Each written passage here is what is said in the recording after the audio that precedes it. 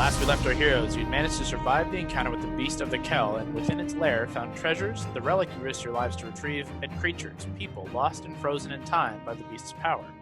Nearly 20 new individuals were pulled from that space, and with your aid, this new traveling troupe pulled together, you all made your way into the Kell, not without some interesting tentacly upsets, however. Regardless, the lair and the power of this strange gem behind you, you set off east, just to get away from this dark draw. Setting camp for a short while, you waited out the sun and properly met your new traveling companions. Among them, a group of mercenaries, a group of 6 worshippers of Celestia on a pilgrimage through the desert, an impressive adventurer, scholar, and historian, a pair of musicians, 2 families of traveling merchants, a lone figure of suspicious nature, and a young Air Genasi girl lost and potentially orphaned by the beast. You quickly gauged the newcomers for signs of ill will, and only one stood out as notable. This human male by the name of Irin seemed to be hiding something from you all, and was caught in a few too many lies by your insightful crew, but nonetheless you traveled on, headed eastward in the direction of Verdantia. Just before you set off, however, Mary, who had been putting off the moment of donning the plate of the Valkyrie, the armor of the warrior queen and former champion, out of this silent fear and guilt, but with some words of encouragement from you all, Mary finally relented and donned the armor, feeling the power within call to her, and it called to the plains beyond as beneath the blazing sun the sounds of hooves and feathered wings beating in the air above announced the arrival of the Pegasus Mount Miranda, who is bonded to the bearer of the plate. With that, another relic found, another step closer to becoming the champions of Vesaria. You traveled the remainder of the day to the east. Finding a solid place to camp, tired and weary, the atmosphere of the encampment took on a much lighter note, almost jovial, as Damascus Rain began gathering food together to cook a stew, and you heard stories being shared between the different traveling companions, and the musicians both added a little bit of musical flair to the air, though not all were present in camp. As Val kept a watchful eye and ear over the camp, the sounds and signs of spellcasting caught his attention. Below, hidden in shadow, Irin cast a sending spell, clearly hiding from sight and sound. Valentine warned the group over the earring that it may be time to deal with this figure. As he made his way back to camp, Mary approached him and engaged him in conversation. Dancing around one another's words, some of what this figure was saying just didn't line up. As the noose began to tighten, he attempted to use his magic to evade questioning before attempting something even more dangerous on Mary. Thankfully, his attempt to modify her memory failed, and as Valentine and Fern descended as well, Irin fled into the night sky. And in time, you both gave chase. Quickly, Irin was knocked out of the sky and sent careening down the sand and rock below. You found him broken and dying before stabilizing him for questioning, where you found that Irin was in fact sided with the Revenant Vow, and searching his things, seemed closely associated with Raymond Borealis. New information gained, and unsure of what this message Irin sent out could bring down upon you, you severed his life, and as the sounds of merriment encamped some 40 to 50 feet away from you, the Wildcards, you all look down on this now dead man, and we pick up this session tonight. So what do you guys want to do? Okay, so are we standing over this dude's body? Where do we think we are? So you guys are all amassed around, you're about 50 feet-ish, like kind of down a little bit of a hill and around kind of by the rocks where Val, you were kind of perched up on top, looking out over and where you spotted Irin in the first place.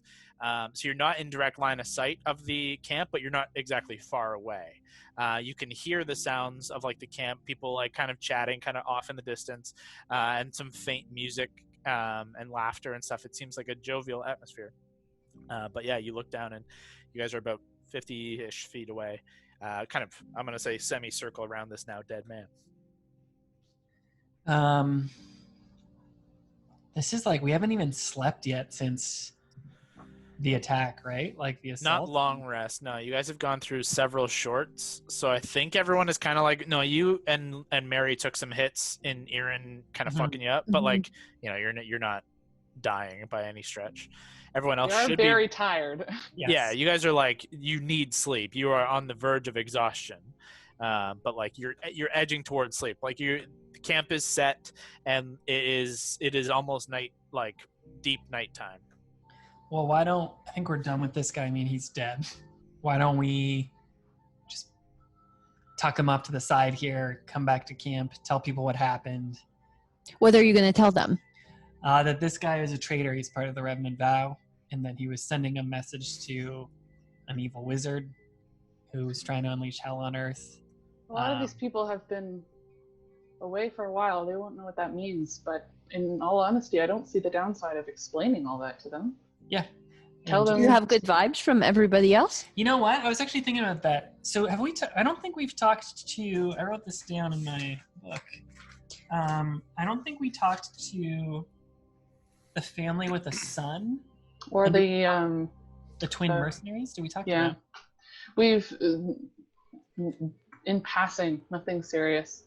So why don't we go back to camp, have dinner, but let's touch base with them just to make sure everyone's cool, because I mean, this guy was bad. I don't really think the others are, but who knows? We need to get a better read on these people. You should maybe see if anybody asks where he is. I think coming out in honesty is going to be a little better than seeming like we're going to try to hide something. We have to travel with these people for a while. Yeah, I don't want to like spook them into fearing us. I think we're better as a group together, even to protect themselves. I don't want them to try and escape in the desert. Okay. Hondo, what do you think? You're just carving on that guy's finger. We should bury him and leave him for dead. He is dead. Hondo, do you want to spend some For time now. just digging by yourself? People come back around here. You never know. We gotta chop him up into little pieces so he doesn't suddenly wake up and kill us in our sleep. All I picture is Hondo digging it with the little finger. Digging. We've seen some shit. Hondo, if you want to do what you want to do out here, we'll go back to dinner. Nah, I'm tired. I'm gonna come with you guys. Okay, great. Ward, what do you think we should do? Should we tell these people just what actually happened? We need a long rest. I think you're right, buddy. We all need some sleep. That's fair. We could just say we'll chat with them in the morning about it. We do all need to pass right over. Quick reminder that I don't remember if I said in the intro, but we've now been an hour past I did that. Lavender is holding the satchel that was lifted off this guy, and you guys did find 2 maps in like a notebook inside. Not that you need to look at them now, but I just want to remind you you have that in your possessions whenever you feel like it. And a gate gem compass too, right? Another one? Yep. Another one in almost the exact style as the one that you already have. So let's go back to the camp. Let's start walking towards the camp. Hey, Valentine, walk with me. Sure. That satchel that you passed over to me, you emptied, right? I think so, yeah. Wrong. You're stupid. You gotta double check things. What? Inside of that satchel, there was more stuff. What do you Now mean? keep it down, okay? I don't want everybody hearing this. Inside. Wildcards? No, not them. Okay. There's a little stitch inside, and I found a couple of extra things. I think you should hold on to this bag. Okay. Do you want me to hold yours while you look at this one? You want to hold my bag of holding? That's okay. Like, it's pretty heavy. I'll keep it on my shoulders. Okay, sure. Here you go. There is this thing that I found, and it seems to be that after looking at it for like a second, but I'm a genius, so I figured it out. It basically points to all of these maps, this gem, all those gates, and shows that there's a few connections with the outer planes. I'd really like to go over that. You know what I'm going to do with this little new satchel?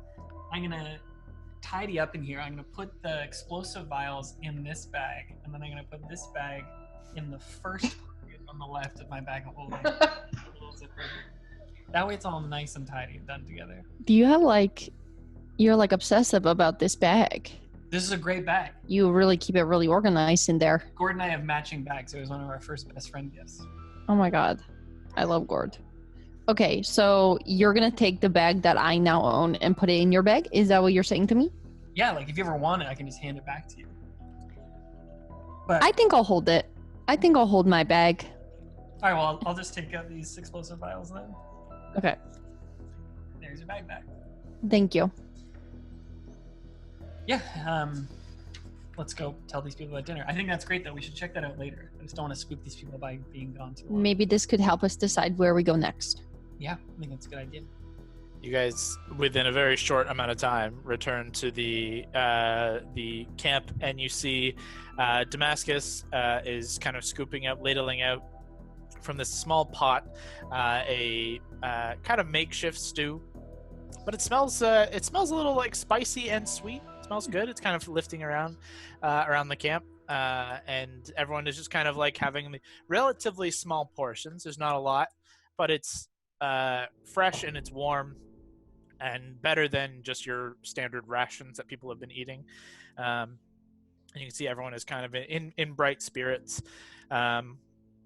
You see that both perceptive and insightful, as most of you are, Damascus makes a note of your return, just kind of with a glance and like a little nod. But like you can tell, especially Mary, you can see this kind of look in his eye that is, he's kind of like looking you guys over, not suspiciously, but like knowingly, if that makes sense. Like he knows like you guys were just off altogether doing something. And typically that's not typically a good thing. But it does not seem like most of the others are really focused on your return. He's kind of the only one that has really paid any mind to it, as everyone kind of tucks into their meals. However, you do see the Ventura twins that are over sitting now with their bowls atop just like standard bed rolls over by a little fire that they have made up, kind of tucked a little away from the rest of the group, but not exceptionally far, not like Iran where it was kind of weird. They're just in their own little cubby. And you see two twins, but you also see another man with them who also shares like similar features, but is not a triplet. He's not another twin, but you can see some familial connections. He older or younger? He looks a little older, a little bit of graying at the temples, and in this kind of short beard, some patches of gray there as well. But while the other two do not necessarily show any gray. And then you do still see, as you had previously mentioned, the three of the merchant family who have kind of reclaimed their caravan as where they are sleeping and setting up their kind of sleeping quarters for the evening, and they're kind of sitting on the back part of it, kind of still eating their food and talking amongst themselves. But you can see the father of the trio. He's kind of moved over and is engaging the two gnomish, the tall fellows. They're just kind of having conversation, just chatting. Everybody seems to be in good spirits. Attention everyone, just a quick announcement. Glad everyone's enjoying dinner. First and foremost, if you are ever thirsty, my friend Hondo the Blue here has a flask of endless water. He pulls out the decanter and kind of shakes it around, pops it, and just lets it splash out for a bit. You can put that away. You can. It's endless. So. All right. Well, waste not, want not, but that's free for anyone if you want. That's all right. You can grab it. In unfortunate news, you may have seen some explosions in the sky recently. We believe in honesty here, and so we'll just say Iran was a traitor. He was sending a message to an evil wizard who we've had deals with. There's a group at play here called the Revenant Vow, evil group, trying to unleash hell on earth. He was part of them, and unfortunately he attacked my friend Mary and then fled. We tried to track him down to have a honest conversation with him, and he retaliated, and he lost his life in the fight. I don't say that to scare anyone, and truly we have the best intentions and would like us all to stay together, but just wanted to have that all on the table. Throw out a persuasion check with advantage for me. I'm also going to be watching everyone's face, especially when he says Revenant Vow, and I could go something else he said, but just trying to get everyone's reactions. You can make an insight check. And 14, so 28. Okay. Mary? I rolled a 2, but that's a... where is my insight? Your base is like 17. I think it's 18 now. Oh my god. I think is the lowest I can roll. Yeah. It's like a rogue, what's it called? The Inquisitive. It's eye for deceit, or ear for deceit. It's cool. Yeah, so anything lower than an 8 on a dice is an 8 for me. And then I have a plus 11. Yeah. Anyways. Val, as you're kind of talking, everyone immediately is kind of mouth agape a little surprised, though you notice, Mary at least notices, the three mercenaries are not blinking an eye at the idea of bloodshed and keeping a group safe. You don't see any kind of eye movement and reaction to the words Revenant Vow, to the words Evil Wizard. Everyone kind of just seems like all of this kind of went up and over their head, just like, that's some shit we don't have any play in. We're just living our lives. That's some crazy shit. Damascus, however, you notice not like he reacts in just kind of like a eyes downward, like a slight nod of just like understanding, but little like disappointment, I suppose, is probably the most you could read on his face. However, there's no sudden bursts of anger or anything. They just kind of a light murmur around of just like, okay, if that's what you guys think is best. We admittedly don't know. As Valentine mentioned, he was trying to send a message. We admittedly don't know what it is, or what it means. It would not hurt for everyone to keep an extra eye out, and if you see anything strange at all, please let us know. We want to keep everyone safe here. We'll definitely be keeping a watch. Everyone just kind of nods. Just in agreement, looking kind of to one another, just like, yeah, that makes sense. Damascus looks over to you guys, still kind of being the only one like standing as he's kind of still like serving, and just says, as I offered to you before, if you need anyone to keep said watch, I am more than happy to do so. A very insightful eye. We may take you up on that. A lot of us are a little worse for wear today. That is true. Perhaps I could take our first watch if your party would be interested in taking a rest. Yeah, I'll do that with you because I got some stuff to do, so we can do that together and then wake someone else up. Excellent. Please. And he begins kind of scooping out some for you guys as well as you guys return to the group. Scoops you out some stew. Is it tasty? It's surprisingly tasty as a kind of mismatch of a bunch of different stuff, but kind of covered up by spices. So it's kind of got like this like sweet curry vibe going on. Yeah. Valentine looks over at me, and I've already finished it, and I'm currently licking the bowl. This is really good. We're gonna give spoons out. Spoons? So uncivilized. Yeah. Is there anything else you guys want to accomplish before taking watch and going to sleep? It is starting to get late. And you see, as the mealtime kind of comes to an end, most people are tucking in to go to sleep. You can see the merchant, kind of the two different merchant groups have taken the caravan itself as their domicile for sleep. The mercenary guys are kind of just set up in their little bedrolls, no tents, just kind of out under the sun or under the stars. The musicians have kind of tucked over in a little corner, just kind of like they've got this little bit of like two sticks holding a little piece of cloth out over top of them, and are kind of held laying beside one another. And you see the Air Genasi girl is kind of tucked up with them as well.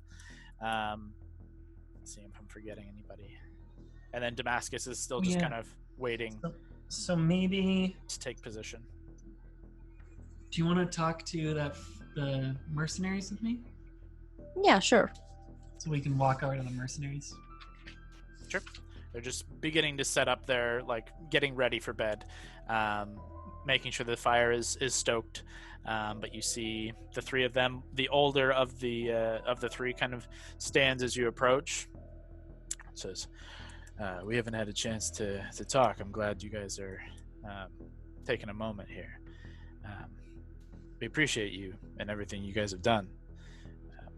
This is surprisingly kind in these lands." Our pleasure, truly. Do you guys have everything you need before bed? Anything we can get you guys?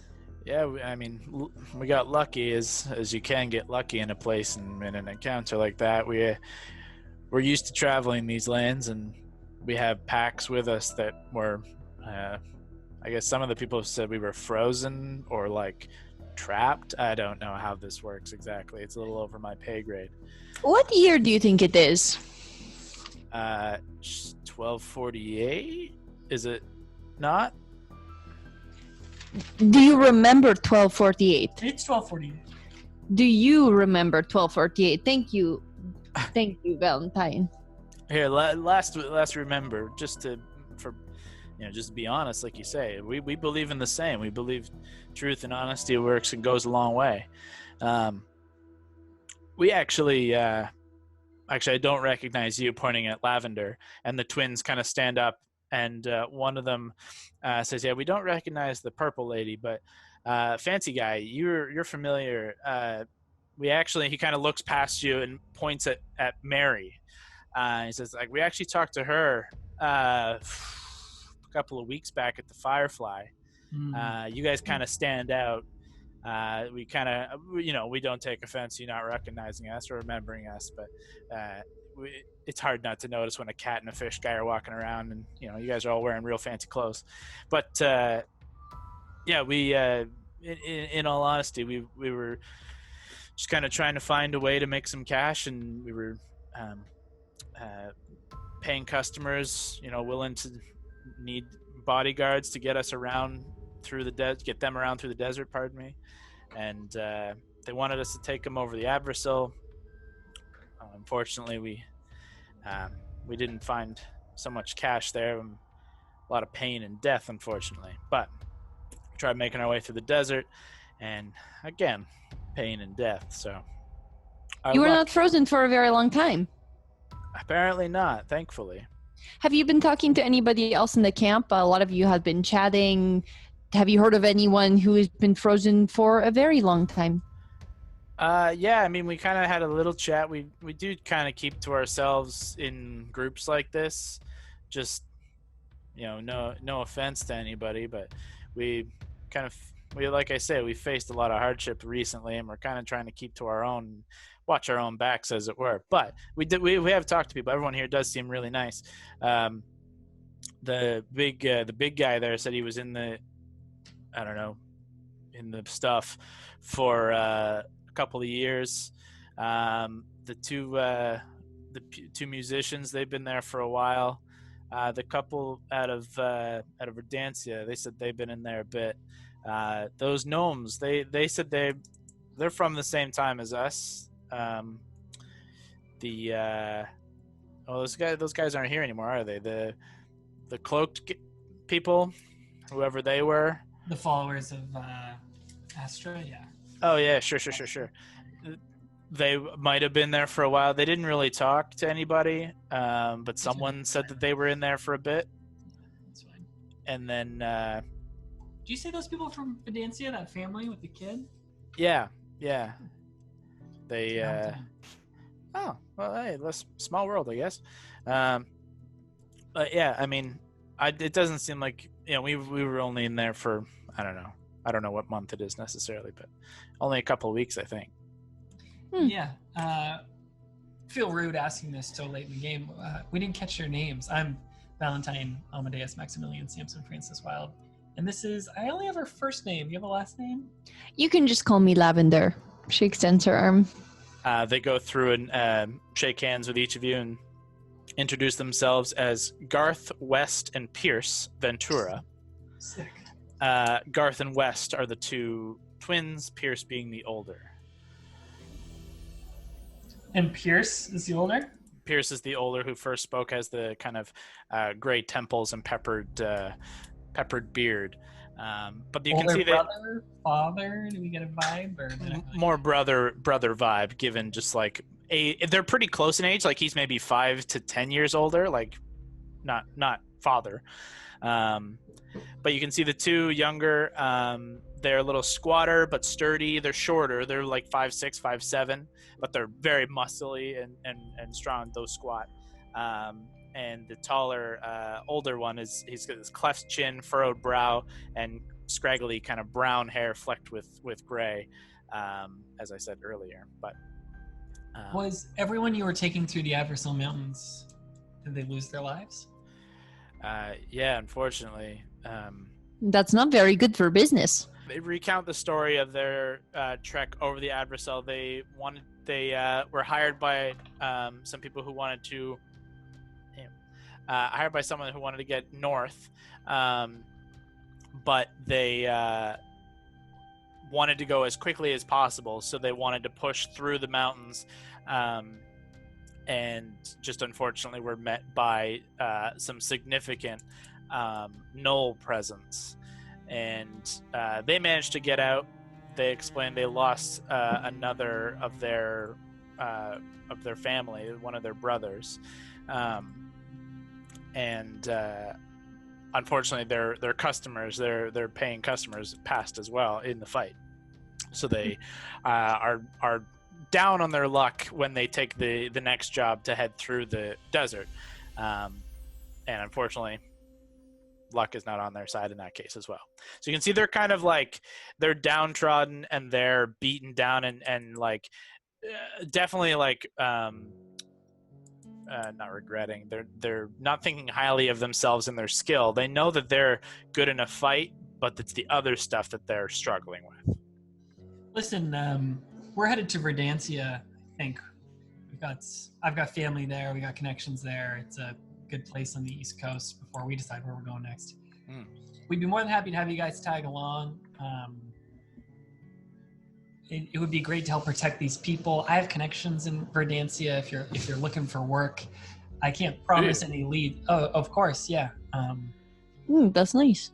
Yeah, so, I mean, we were not hoping not to be too presumptuous, but based on what you guys were saying earlier, we were hoping to kind of travel as a group. We could very much use the group mentality, and we'd be happy to offer our swords in exchange for some protection for the group, of course.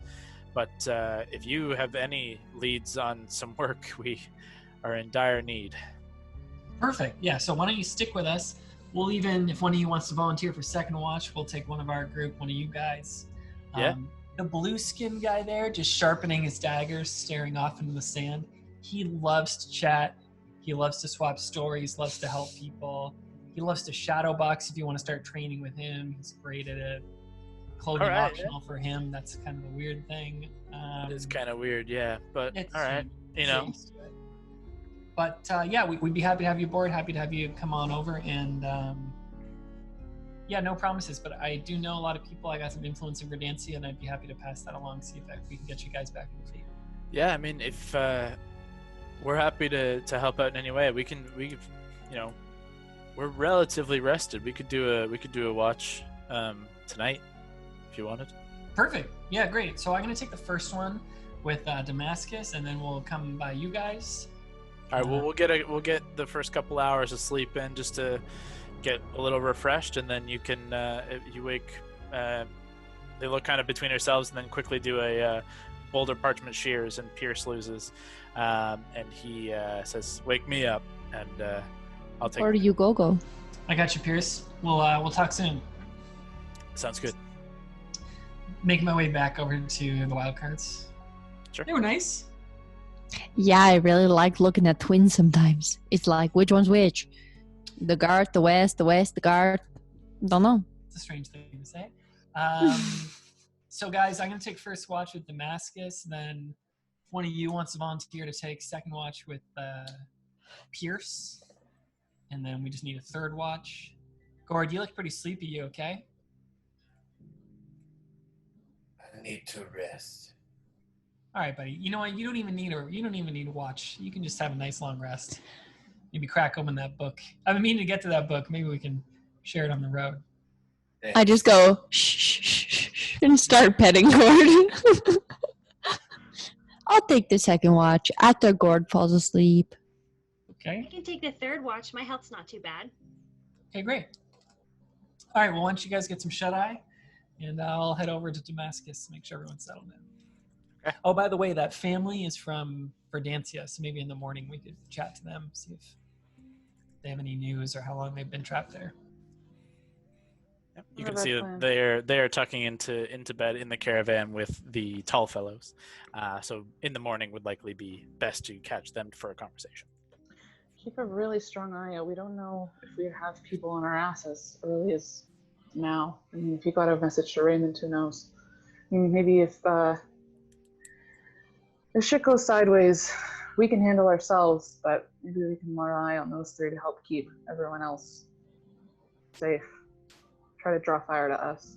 Yeah, that's a good idea. We could always try and lead any danger away from them, and hopefully they could get to safety with the three brothers guarding them.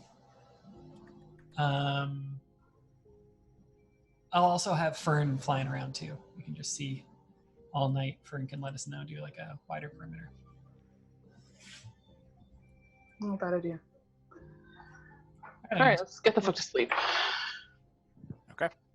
Val, as everyone goes to their sleeping quarters and set themselves up for sleep, you find Damascus, and he kind of points up to the same rock position you were up on before, and says, "That's likely our best position to take point on if we can get ourselves back up where you were before. I think gives us a good eagle eye view, you know."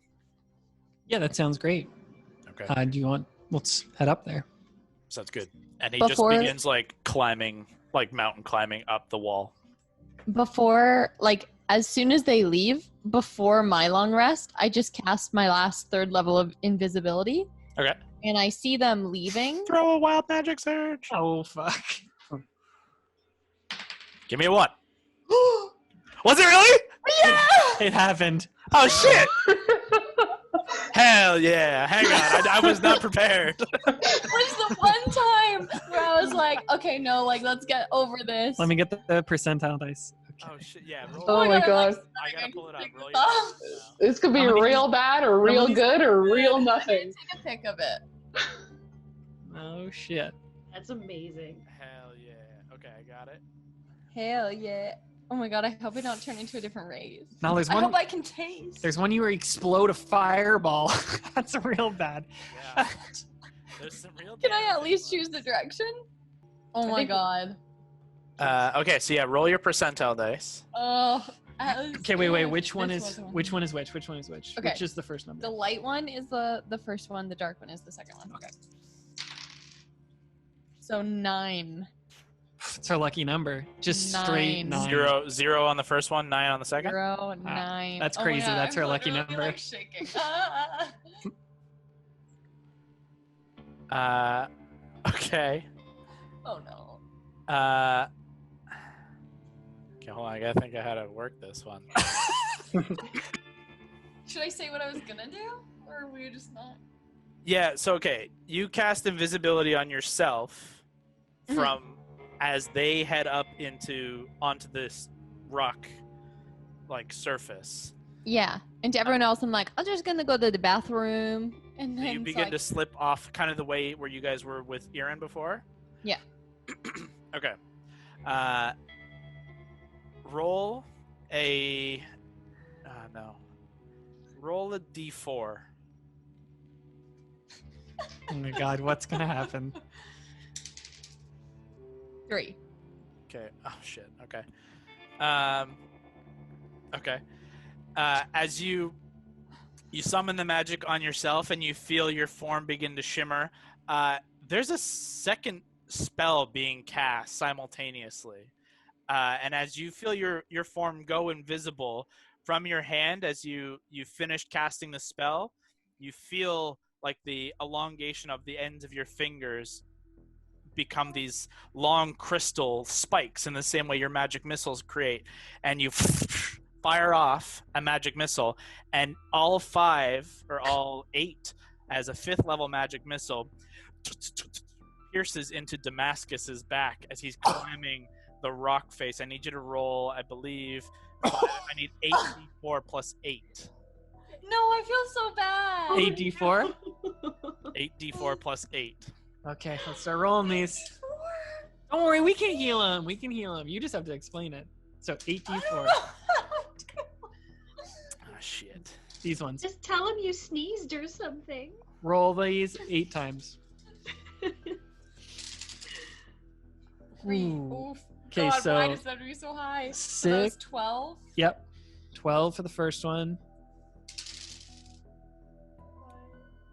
12, 13, 14, 15, 16, 17, 18, 19. What do we add to 19 that? Plus 8. Plus 8. 7. 27. Okay.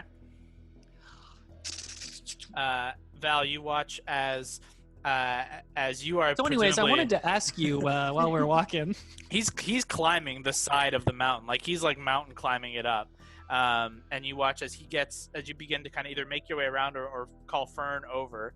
You're just kind of getting yourself ready and looking about the camp. You watch as from down the direction where Irin was, these 8 purple lavender colored spikes slam into Damascus's back. Entirely unaware, he loses his grip and lets out a yell as he loses grip and falls back. And Can I try and catch him or no? you can certainly try.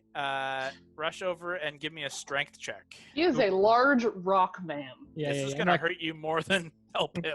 not good at this. 19 plus strength. Yeah. 20 Okay. plus 1.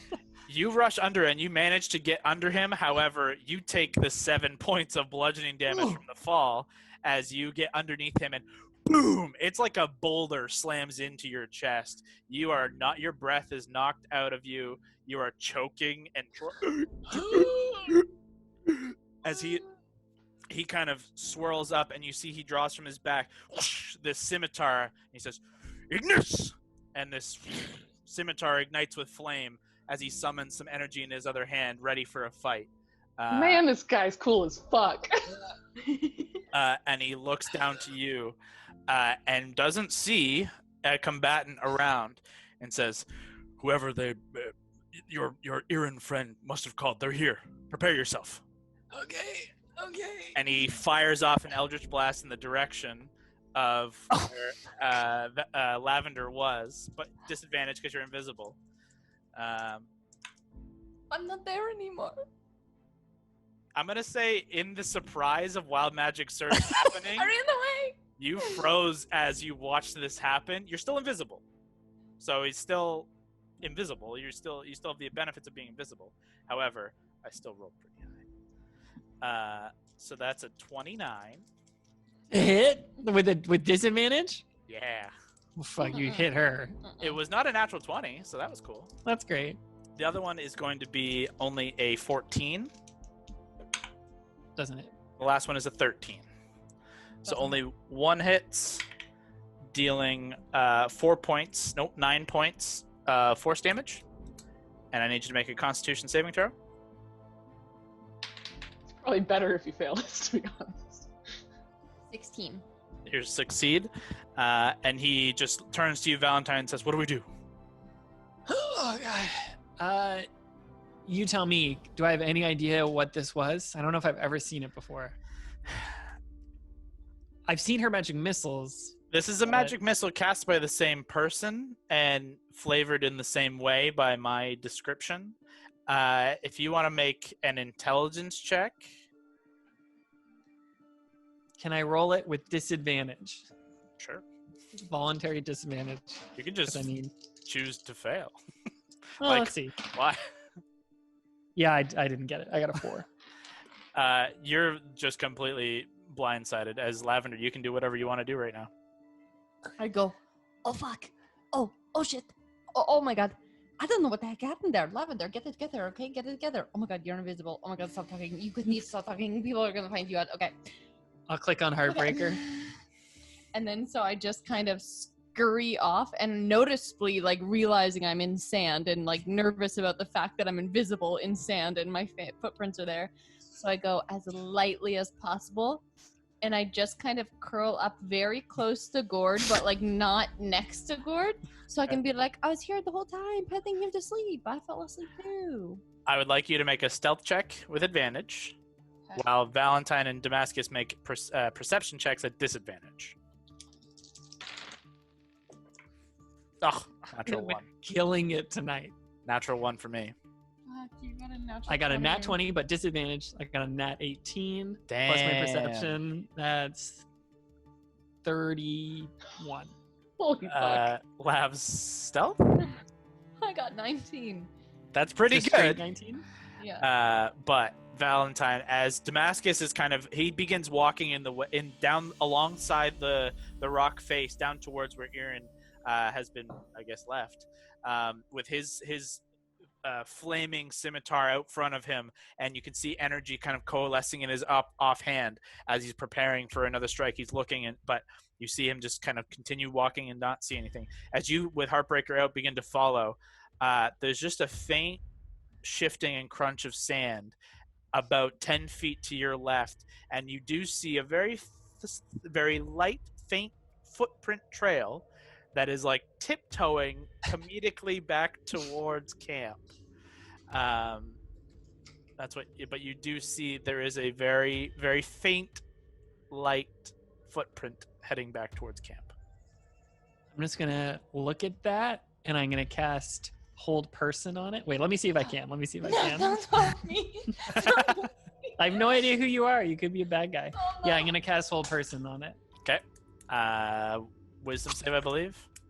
Yeah, Wiz 18. Make a save. That's my last second level spell. You gotta roll a d20.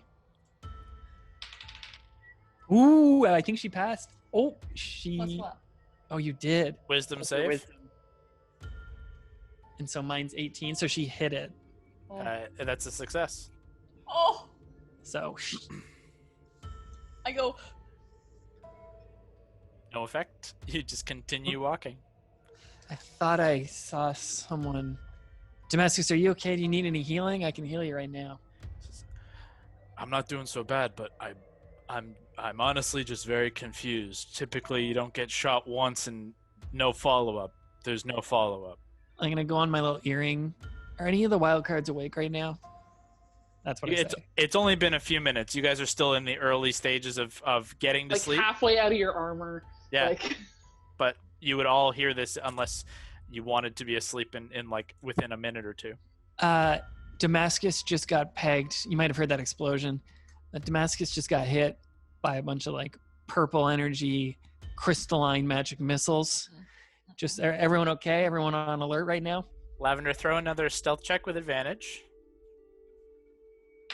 As you get closer and closer to Gord, who, can you throw me a perception check, Gordo? I got a nat 20 before rolling my advantage roll. Hell And yeah. Stealth is +7, so at least 27. Okay, Gord, throw me a perception. Gord's really smart.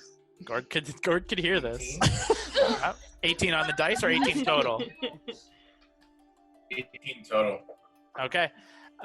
Gord, I assume based on what you were saying before, you don't give a shit about what's happening out there. You wanted to stay and go to sleep. Yep, I'm sleeping. So, Gord, as you lay in your bedroll under this like tent that you guys have set up, not just like a single small tent, just kind of like a wide covering tent, you open one eye and just survey the scene out in the camp, close it again, and continue sleeping. As Lavender successfully makes her way to within the tent, still invisible, crouching near Gord. He does not seem to have noticed you. Damascus and Valentine, another minute passes. No I would have grabbed my further sword and run attack. out.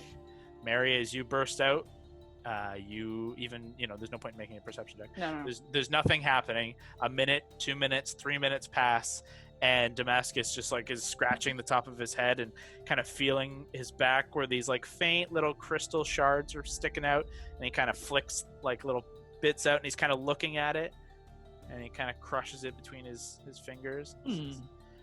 I honestly have no idea what just happened. I don't know either, but this desert's very strange. We've had wild things happen here. It's very true. I'm gonna cure you if you don't mind. I'll just extend an arm out. Yes, if you have any healing powers, I'll happily accept it. Oh god, so I have a 5th level left. That's my last 5th. Before they even do it, I healing word and like see them from afar. Before Valentine can even do it, I have like 4 of these spells. So I'm gonna heal him as much as I can. Okay, Yes, in that, hear you. Healing word? as long as he can hear you. Oh, okay. If you, Val, as you reach out to touch, he actually kind of holds your hand back and says, maybe you hold on to that. It's, don't feel so bad. It may be worth having just in case this happens again. Okay, sure. But thanks, I appreciate it. Yeah, no worries. Glad you're okay. Looks like you can hold your own. That's good. Oh, this isn't my first tussle. It's just the first one I didn't have an enemy follow up and try and kill me. Typically, that's what happens. It's not just a one and done, and then no follow up. I'm very confused, but that's why we need to be up on watch. So That's it. Let's get keep back going. up there. Yep. he looks to you, Mary, and just kind of says, like, I want to have a chat with you in the morning. I think, actually, probably with your whole group. To be entirely honest, there's some interesting things about you that I'd like to discuss. Yeah, sure. Kind of looks you guys up and down and says, well, and he starts climbing the rock again. Yo, Mary can I just in walk- like her tank top and swords. With she has like the bottom of the armor on. Yeah. And like The pants. one foot thing off, and yeah. As he's I'm gonna like just watch for a minute. I want to try to get a beat on this guy with that know your Nice. enemy. I'm just curious as to if he's how much cooler he is than us. Because he seems Pretty cool. cooler than us. What do you want to know? Let's just do total levels and its current HP is the way that it works. Oh no, so I don't want to do that because my HP is low as shit right now.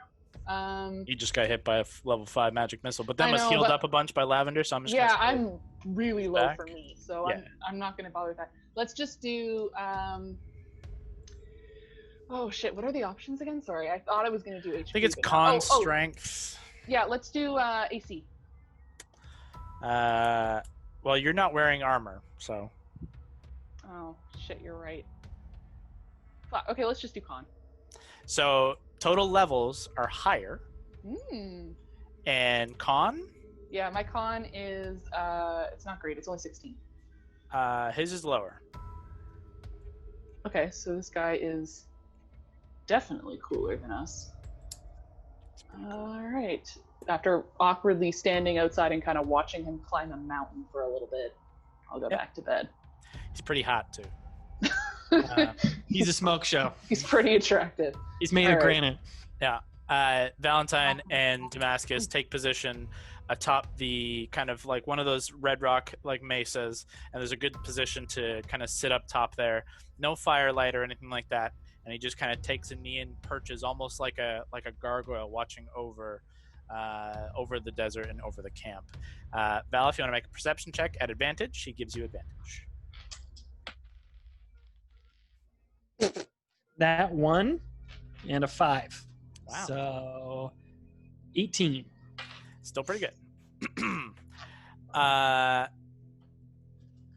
As you guys are watching and kind of looking out over the desert and over your camp, you see nothing approach the camp, save the faint stirring of people as they're falling asleep and kind of moving about in sleep. Every now and again, one of the like mercenary guys kind of jumps awake with a little bit of a start and just kind of stokes the fire a little and then goes back to sleep, but nothing within camp. However, you do see a fair ways off towards the east, a faint glow of firelight, small, and it's a fair ways off. However, across the plains of the Kel Desert, you do see this faint orange glow of what either could be a campfire, could be perhaps a wildfire beginning as lightning has struck, as lightning storm is still kind of faintly happening around, though very much infrequently compared to how it was when the beast was still alive. In the direction that we're headed eventually, though, right? East? It does look almost directly east from your position. Okay. Um, I'll just point it out to Damascus and just kind of keep an eye on it. he kind of says this, like, kind of goes back and forth between it being a potential wildfire that will fizzle out because there's not enough brush to ignite, and though he says it could be a camp, but reassures it's too far off to even be a threat to make it to you within, in theory they could, but it likely not. But he says it may be something to look for in the morning, or Yeah, it's a good idea. tomorrow afternoon. Good idea. But your watch comes to an end, otherwise quiet. Though you can see Damascus is kind of watching you and like kind of looking you over and looking at Fern, as he's kind of also keeping an eye on the area. But he doesn't push, doesn't question. You want you want to talk about what happened to Aaron? I suppose now is as good a time as any. You say he was associated with an evil wizard and a Revenant Vow. Truth be told, neither, well, an evil wizard I understand, but this Revenant Vow I know nothing of. They are a evil organization of some kind. Yeah, they worship Asmodeus. They're trying to bring hell on earth, make the material plane a 9th, 10th layer of hell. Can't keep them all straight. Interesting. Yeah, we've dealt with a lot of shit. Maybe I'll tell him a little bit about what we've gone through. Sure. He listens. I think I won't tell him we gave the black staff away. It's kind of a spot I'm pretty ashamed of, but Sure. I'll tell him the other stuff. He listens intently and does not interrupt to continue with further questions, just drinking the entire story in as well as he can. Won't mention Platinum Sanctuary, won't mention Black Staff, but I'll probably mention we went to Hell in the Abyss to try and get friends back. You do see, as at those mentions of plane travel, you see a little bit of eyes widen and a little bit of shock creep across his otherwise stoic face, but it quickly is just returned to his placid kind of quiet listening face. And as you kind of finish your story and you guys are edging towards the end of your watch, he says, I may be an adventurer of my own, but what you have faced is multiple lifetimes of adventures, and it does not seem your adventure is over just yet, my friend. Fascinating story to be told. Thanks. Yeah, I don't know what to say. Didn't really choose this. It's kind of been thrust upon us all.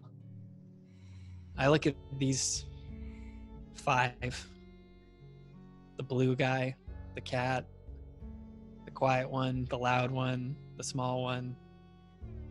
And if you had asked me a year ago if this would be my new family, I would have told you to piss off, but I do love all these people.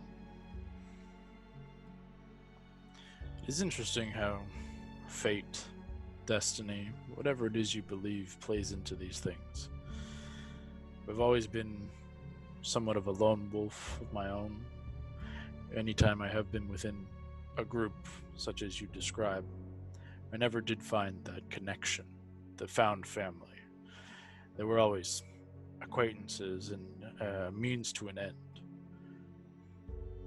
It's interesting and important what you found. Hold on to that. Well, yeah, I'll trade the blue guy away. He's mostly an acquaintance. If you want to come aboard, he can be pushed right out, and then you could be our new family. I'm sure he has surprised you in many a way. Oh, every day. Every fucking day. Yeah, but I appreciate the offer. I think I will certainly be traveling with you to the edges of Verdansia, and then we'll have to see where things go from there. I wish I had known. I wish I had known what I'm getting myself into going into this desert. Years of my life have passed, and who knows what has happened in the Sapphire Academy since I've been gone. Presumably I'm out of a job, but yeah, worse things have happened, I suppose. I'm sure there's a little freedom in that. I don't think you belong in a stuffy library looking at you. I may not look so, but I truly enjoy learning the history of our world and the people and places of old.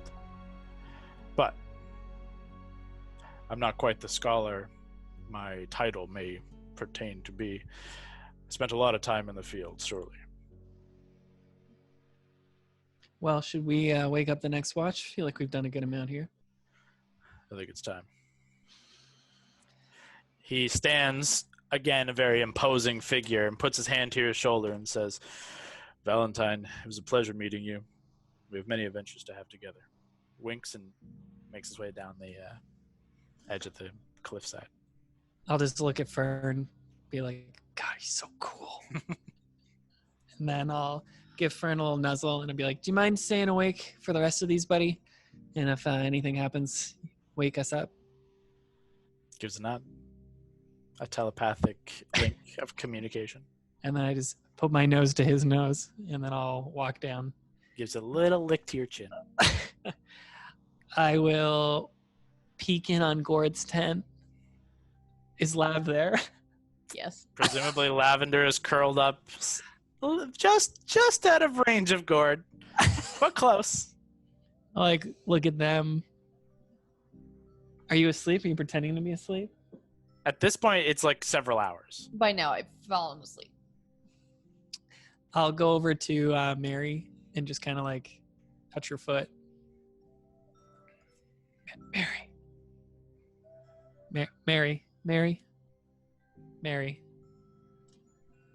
All right, I'll go over to Brawley's tent. She's deep, man. She's deep sleep. I'll wiggle Brawley's foot. Okay. Brawley. Hmm? Alana. Redmayne. Hmm? Hey, can you take the next watch? I gotta get some beauty sleep.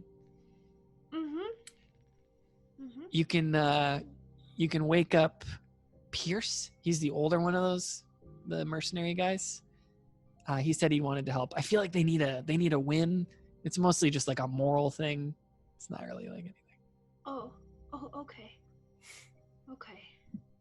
I'll go. Yeah. Anyways, have a good watch. I'm gonna go to bed. Thanks. Did you see anything? There's a little campfire out there to the east, or it could be a wildfire. We're just kind of keeping an eye on it, but I don't think it's going to come this way. Just something we could look for in the morning. Oh, also, Damascus got attacked by these crazy crystals earlier. I think we woke you up for that. But he's fine. Oh, yeah. Yeah, he's totally fine. Okay. I'll keep an eye. You said they're purple? Yeah, like a violet, purple color. You know. Strange. A mauve. So strange. Yeah. All It's right. another color, but I just can't think of the word. Anyways, I'm going to go to bed. Okay. Enjoy your sleep. Thanks. Allie, you begin to get yourself up and armored up, and it takes a minute or two for you to get yourself equipped. And you spy the three mercenaries who do look familiar now as information relayed to you that they had met you in the Firefly way back when. The older doesn't look familiar, but the two twins look familiar. You're like, okay, I know I've seen their faces. You don't remember having like any direct interaction, but like I remember those faces. And they wear themselves as you make your way over to them. Their armor has seasoned. It's seen battle. You can see several scars across arms and towards like the neck. Some of them have the two twins have these. You can see some small tattoos around, but they look like your people. They look about the same as you. Oh. But the older is Pierce, and you can wake him if you wish. Okay.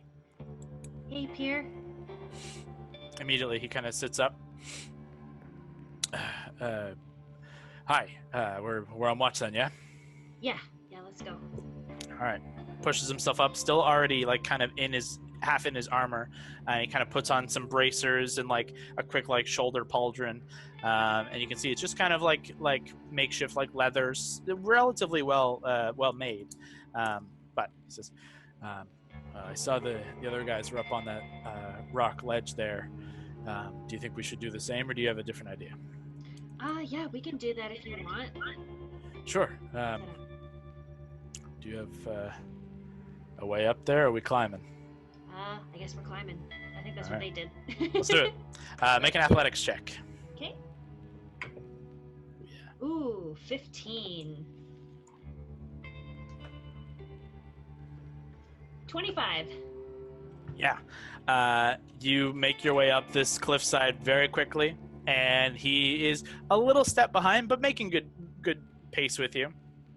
And the two of you find like a flat space atop, and you have a really, really cool view out on the plain, looking out around. You can see, like, as we're now deep into the night, the sky is kind of faintly lit by like lightning blasting every so often all around, all encompassing the desert.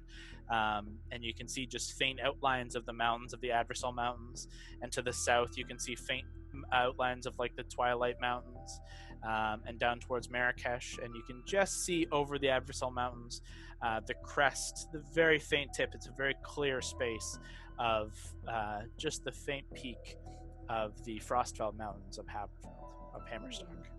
But make a perception check with advantage, as Pierce gives you advantage for the watch. Okay. 18. Okay. You go through the evening. The watch is uneventful, though Pierce does ask a few questions of you. He basically just wants to know a bit about the. You can see you're wearing your Champions Guild insignias, and he kind of tells a little story about trying out for the Champions Guild in his younger days and not having quite the stuff to make it, and how he'd always wished to prove himself worthy. But he just wants to know what it was like and just kind of asks your journey.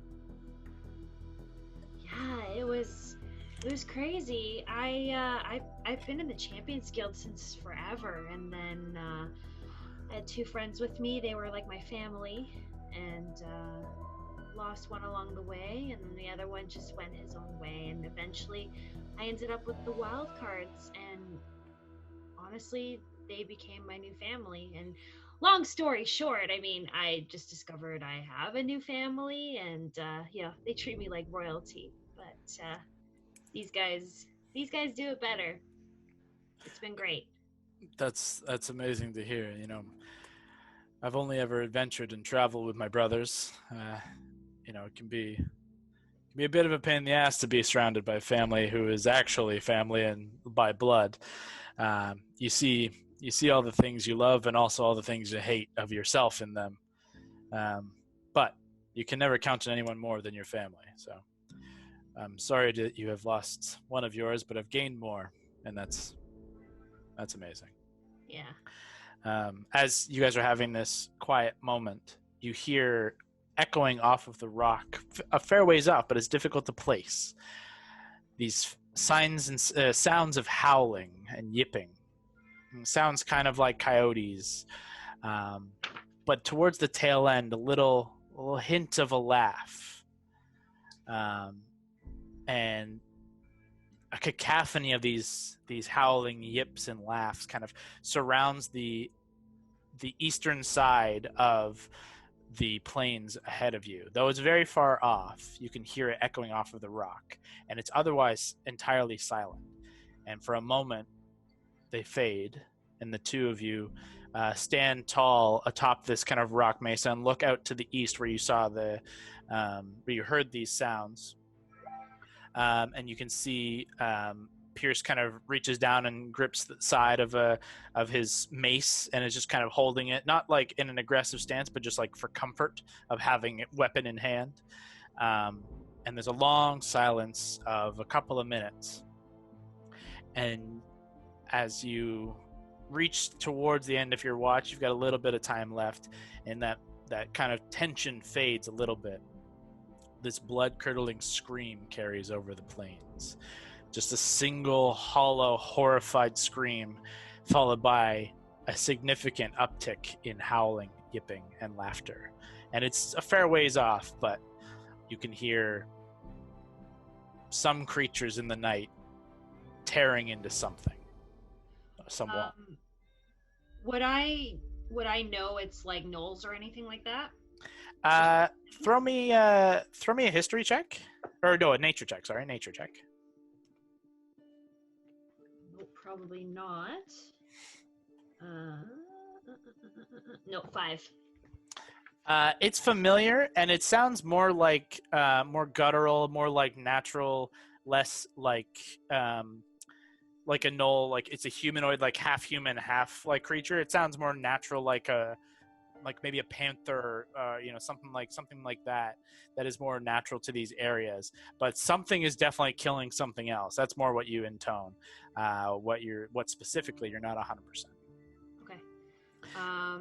So I will turn to him and just say like, okay, I've got an idea. Do you mind heading back down to the camp and letting Val and Mary know what we heard? I'm gonna wait here just in case. Absolutely. Okay. Yeah, no problem. Okay. He begins the process of climbing down the mountain, and it takes him like 5 minutes to get down. And in the 5 minutes, and his 10 minutes rolls over as Pierce does kind of try and alert Mary and try and alert Valentine as you guys are you're in the rough area, and he tries to just try and get both your attention and say that Alana had wanted your attention. Alana, you don't hear anything get closer, but the sounds fade away from this far off distance, and a calm silence takes over the plains as Mary and Valentine are shaken awake. Yeah. Does my mic work now? Yeah. Yes. Yay! No, Oliver legit like half unplugged it so I could hear, but apparently you couldn't hear me. Yeah, classic asshole cat. I'll go on the earring. Sorry, Yeah. Mary, you go. No, I was gonna go on the earring and say, Val, do you still have Fern up somewhere? Yeah, I do. Fern's just prowling around. I could ask him to land near Brawley and see if he can see anything. Well, I'll even admit. Here you go. if it sounds like it was still far away, but it's hard to know for sure. Pierce is with you guys and says, it did sound like it was far off, but your friend just wanted to be safe, I think. Well, I'm absolutely tapped. I don't want that to sound like a coward answer, but I got nothing left in terms of spells. I need to rest more before I could do anything, but... He says, sorry, I don't mean to cut you off, but like, I can wake up my brothers and at least we could have a couple more, melee fighters at the ready if something does make it our way. We can at least have the four of us with your dwarf friend. Knowles, they'll try and attack if that's what we're facing. That's what she was kind of thinking it was. But yeah, that's a good idea. And we could wake up. Hondo's had a good amount of sleep. If you wanted to get some, like Brawley shouldn't stay awake the whole night. She's going to be exhausted. So yeah, we could sub out the watch. We were nearing the end of our watch. We have, roughly about half an hour left to go. We're getting close to morning. Well, Hondo's our stealthiest, quietest fighter. He won't do anything reckless or run off after anything in the dark, so it's probably a good idea to wake him up. All right, well, I can do that, and I'll wake my brothers up, and the five of us will hold position, and then we'll have your dwarf friend take her rest as well, and maybe my brothers and your blue friend will take the last watch. That sounds good. Mary, you cool with that? Yeah, I did. We'll just have to be careful if it's the direction we're headed. Try to keep an eye out for whoever the fuck That's a good point. poor thing they took out. I'll tell Alana, Fern. yeah, I'll go in the headphones, the earphone, whatever. The earring. Alana, Hondo's gonna take over, and I'll go over and kick Hondo. Not hard, just like the gently foot nudge, because like when Hondo's sleeping, you never want to actually touch him. Yeah. No, he'll fucking kill you. Yeah, just come back to bed. Let Hondo handle the last watch. Okay. Hondo, you are awakened. You want? Your turn. Go watch stuff. Something killed something pretty far away. Alana is on her way back. Just talk to her on the way. She'll explain it. It's So then far away. I don't care. So I'll see him as I'm coming down. I'm just like, yeah, we heard some stuff over there, and it did not sound great. And don't know if it's gonna come this way, but It's far. We'll deal it in the morning. At this point, as you're having this conversation, the two twins make their way over to you and says, "Hey, I guess we're supposed to we'll help out with the watch. Heard there was some activity off to the east." I could take my carpet and investigate. I'm feeling a bit sprightly at the moment. Both of them kind of perk up and is like, "You got a carpet?" I've got a magic carpet, my friend. I can't tell if you're serious, but if you're serious, can we come with you? And then I bring out the carpet, and I'm like, let's go. They both are just like, "This is the greatest day ever." They both sit cross-legged on the carpet as you take off into the sky, and throw me a perception check with advantage as you finish out the group's watch from your carpet. Oh, look at you. First roll, natural 20. Attaboy. So just confident, Hondo. You take the boys up for a little trip, and you're actually in a fun position as you're flying around just as like the sun rises. And it would be romantic if you weren't with two twin men, unless you're into that thing, you know. I didn't think Hondo was, but you never know. You never know with Hondo.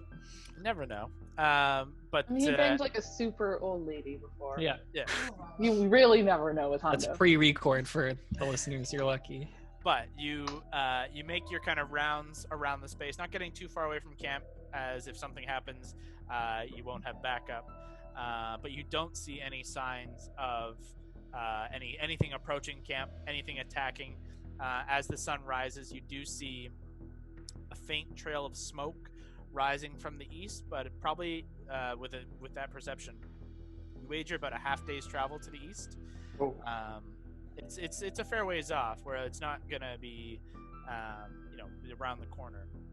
It's a couple hours, so you know that there's probably what these guys were talking about through the night. You do see some wildlife actually begin to pick up where you hadn't seen any previously. Just some small like coyotes, and you're not being super high up, and you do see some like lizard type creatures, and you see a little bit of brush and cacti like flora as you're kind of making your way a little further away towards the eastern borders of the Kell, and not so much in the center. But your finishing of the watch comes to an end. Everyone has finished their long rest. If you want to go through the final process of doing any long rest Yeah, stuff, I got the long rest. with nothing untoward happening through the night. Do I recover a level of exhaustion? Yes. Oh, yeah. Yes, you do. Same with Lav, who I can't remember if you were exhausted yet, still, or I think not. so, because she came back. Okay, some of those checks should have been a disadvantage, but it doesn't matter. It worked out. Well, we got a wild surge out of it, so it's all good. Yeah. Daybreak comes. There's not so much of cooking breakfast as it's kind of just rations, though there is fresh coffee brewed, as the musicians have a little stash of some coffee that they share with the crew as they bring forward, and the gnomish crew brings out their cooking stuff, and they brew up the coffee as rations and dried fruit and stuff is eaten for breakfast as you guys collect yourselves, and unless there's anything you guys want to do before setting off, we can set off for the day's travel. Yeah, let's do it. Yeah, I'll go when I'm going to put the new fancy armor on. Still trying to figure out how it works. She keeps glancing back and forth at Lav and that new scar on her face, and just trying to avoid it, trying to figure out how to put the armor on, and then grabbing a cup of coffee and savoring that shit. Mm-hmm. And you feel, as you grab this cup of coffee, the initial fear and guilt and tension releases a little as you sip the delicious coffee, your favorite beverage. However, as you kind of come back to reality, finishing enjoying your coffee, you do see a lot of these 12 travelers that are left here with you. A lot of them are kind of quickly casting you these kind of looks and glances of just like, that's some cool shit she's got on there. Everyone's just kind of like looking you up and down and just like, oh damn. And it makes you very uncomfortable. Yeah, she takes her coffee and go finds a different spot. Yeah. I'll go over to the group. Did someone want to... Val, you said something about those people being from Verdansia. Did you want to touch base with them? I guess we can do that while we're walking. Yeah, maybe let's do that while we're on the road, just so we can keep moving. Yeah, keep an eye out for... I'll ask, people to point out where the campfire is, and we'll try to figure out if that's on the way or not. And while we're doing this, I'm gonna put my bag of holding down, take out the spell gem, the 4th level spell gem, unattune from the crystal ball. I'll put that back in the bag of holding and spend the morning drinking coffee attuning to this gem so I can put a spell in it. Yeah, there's a little bit of like where you guys finish your 8-hour rest where people are still finishing the rest. Those who had to take watches have to like kind of catch up. So there's kind of like a weird like where you have to rest for 8 hours. It really turns into about 10. And then breakfast and like getting the group assembled. But easily enough, you switch the attunements. At this point, Gord, I don't know if you want to check over your spells and swap any spells out. This would be the time you do your druidic swapping. Just a quick reminder. But yeah, you can put in what spell you're casting into the gem. Dimension Door, I think. That was pretty handy. Throw a Dimension Door in the gem. It's about mid to late morning as you guys are beginning to set off for the remainder, unless there's anything else. Where are you, Valentine?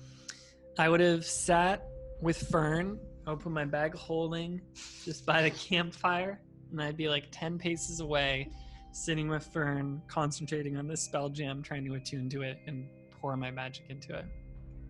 Where's everybody else? Kind of all around.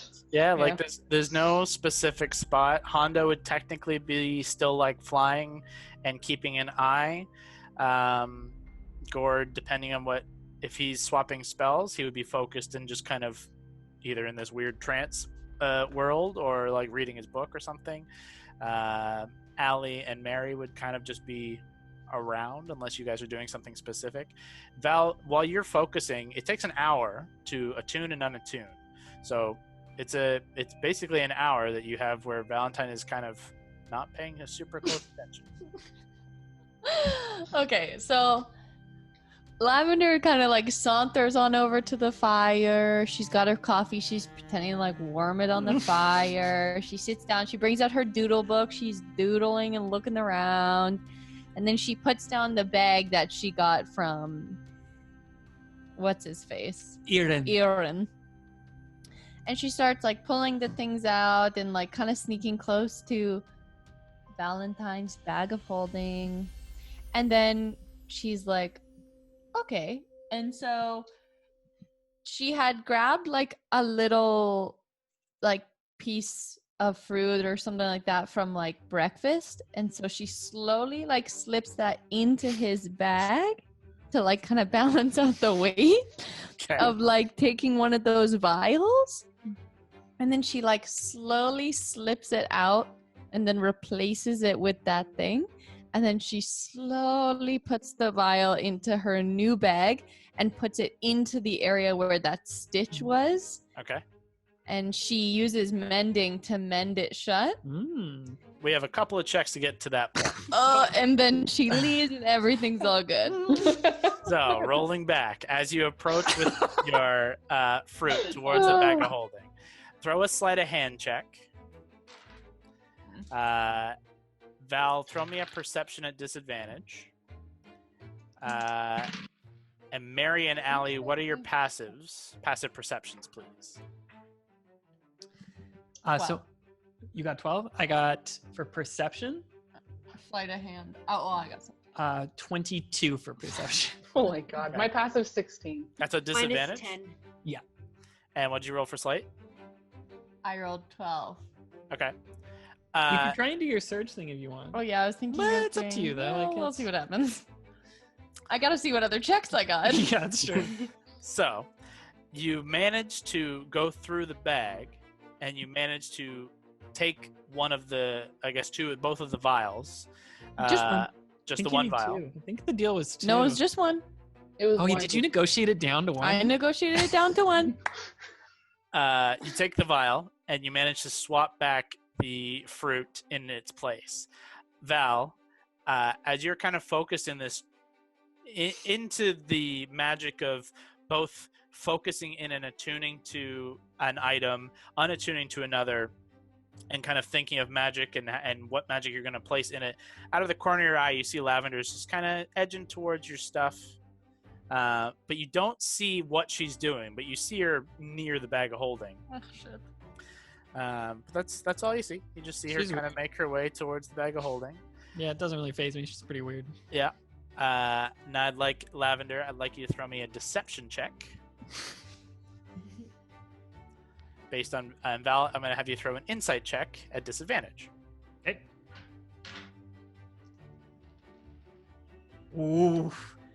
Nat 20. Oh. Disadvantage. Nat 1. That was like Yeah. big. Yeah. I got 17. All right. Yeah.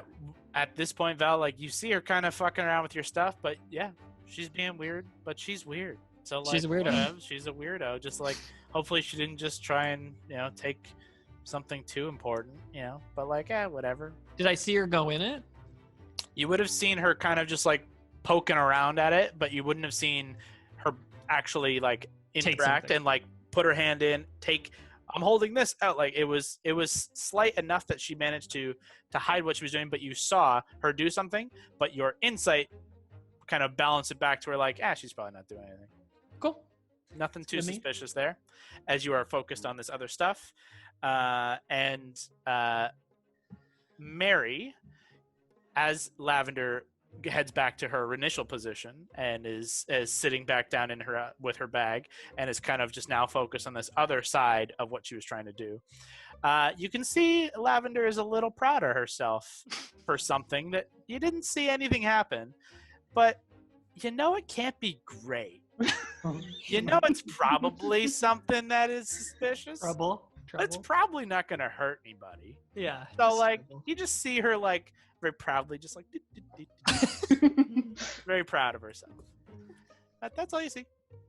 It doesn't spark a huge explosion of craziness. No magic was used in this. No wild magic surges needed. Lavender, you are easily able to mend the pocket closed, and inside hides the explosive vial. I message Hondo and I say, Yo, Hondo, the eagle has landed and it's about to explode in my bag, so get the frick down here and take it off my hands. If you know what I'm saying. I'm saying I have the vial. Do you get it? Sail the ship close to my harbor. Yo, Hondo, is your middle name Inuhuando? No. Oh, No. sorry, that one didn't land. No. Okay. Where do you want me to go? You're kind of wherever you want, Hondo. You're flying around. I'm just gonna walk a bit away from the camp, not like noticeably far, but just like doing my own thing. Sure. As you come back down to land at this point to finish the watch, so to speak, and as the two twins rush off, just like giddily having ridden around on a carpet for a couple of hours, and very happy, you roll the carpet up and are kind of carrying it under one arm, making your way back into camp, and you and Lavender kind of lock eyes across camp. And I just I sit down with Hondo and I say, Oh, Hondo, I would love to draw you in my notebook. I'm just going to put my bag down right here. And then I put it down beside him and I say, These two are such good spies. Yeah. Hondo, there is a secret thing inside of my bag for you. As You the- can search throughout. I will draw you while you do it. as you pull out your book and are beginning to like fake sketch, but also just sketching, because why not? And Hondo, you're beginning to pick up the not so subtle signs. Hondo, you see walking up from behind Lavender, the small air genasi girl, who at the sight and sounds of someone drawing and talking of secrets, gets a little interested and kind of is slowly making her way towards Lavender from behind, and is just trying to peer over Lavender and see what it is she's drawing. Yes, what do you want? Hondo, stop! I need you to be very still. This picture will not come out perfect if you move quickly with my bag. Hondo, the girl, you see kind of suddenly react, but in primordial that Lavender does not understand, but you understand. She says, Hey, I got all languages, yo. You have to not cast. unless you cast a spell. I cast it. Oh boy. Roll a wild magic, sir. Oh no. Hey, 1 second. I do not like not knowing what people are saying. One second. Pray to the gods. One, you roll a 1. I fucking just rolled another one. I'm not even kidding. I'm sweating again. All right, I'm one. not. I love it. But 2, this could get bad. You cast a fireball with an explosive vial in front of you. Between the 2 of you and a small 6-year-old girl, this could get horrible in a very short amount of time. So let's all take a quick breath. Let's take a quick breather as he rolls a percentile die, and I pull it up again because I didn't expect it to happen again. Oh my god. I love the dice. The dice gods are great. They know when it's good. Why? I just Explosion, wanted to do explosion! this one thing. Come on, explosion! Sorcerer, jump to. So wait. Which This one's one's which? for- Okay. Yeah, call out what your percentile number. Green is first. Okay. Wait, do I have to roll 2? No, Nope. Kev, you're fine. You're about to get exploded on, possibly. We got 85. Okay. Hang on. I'm so stressed, and nothing is happening. Oh shit. What? This is so Did I just stressful. kill us all? Um, Honestly, this is Hondo's fault. My fault. Well- Yeah, you made this deal with me. roll a girl- d10. I didn't ask you to cast a spell that could blow us up. Well, you're not gonna get blown up. 3. Okay. What the fuck is Okay, Lavender. You hate being left out. These He's two being are left out. these two are talking in a language, and you want to know what the fuck they're saying, and your instinct is just, I want to know what they're saying, Mhm.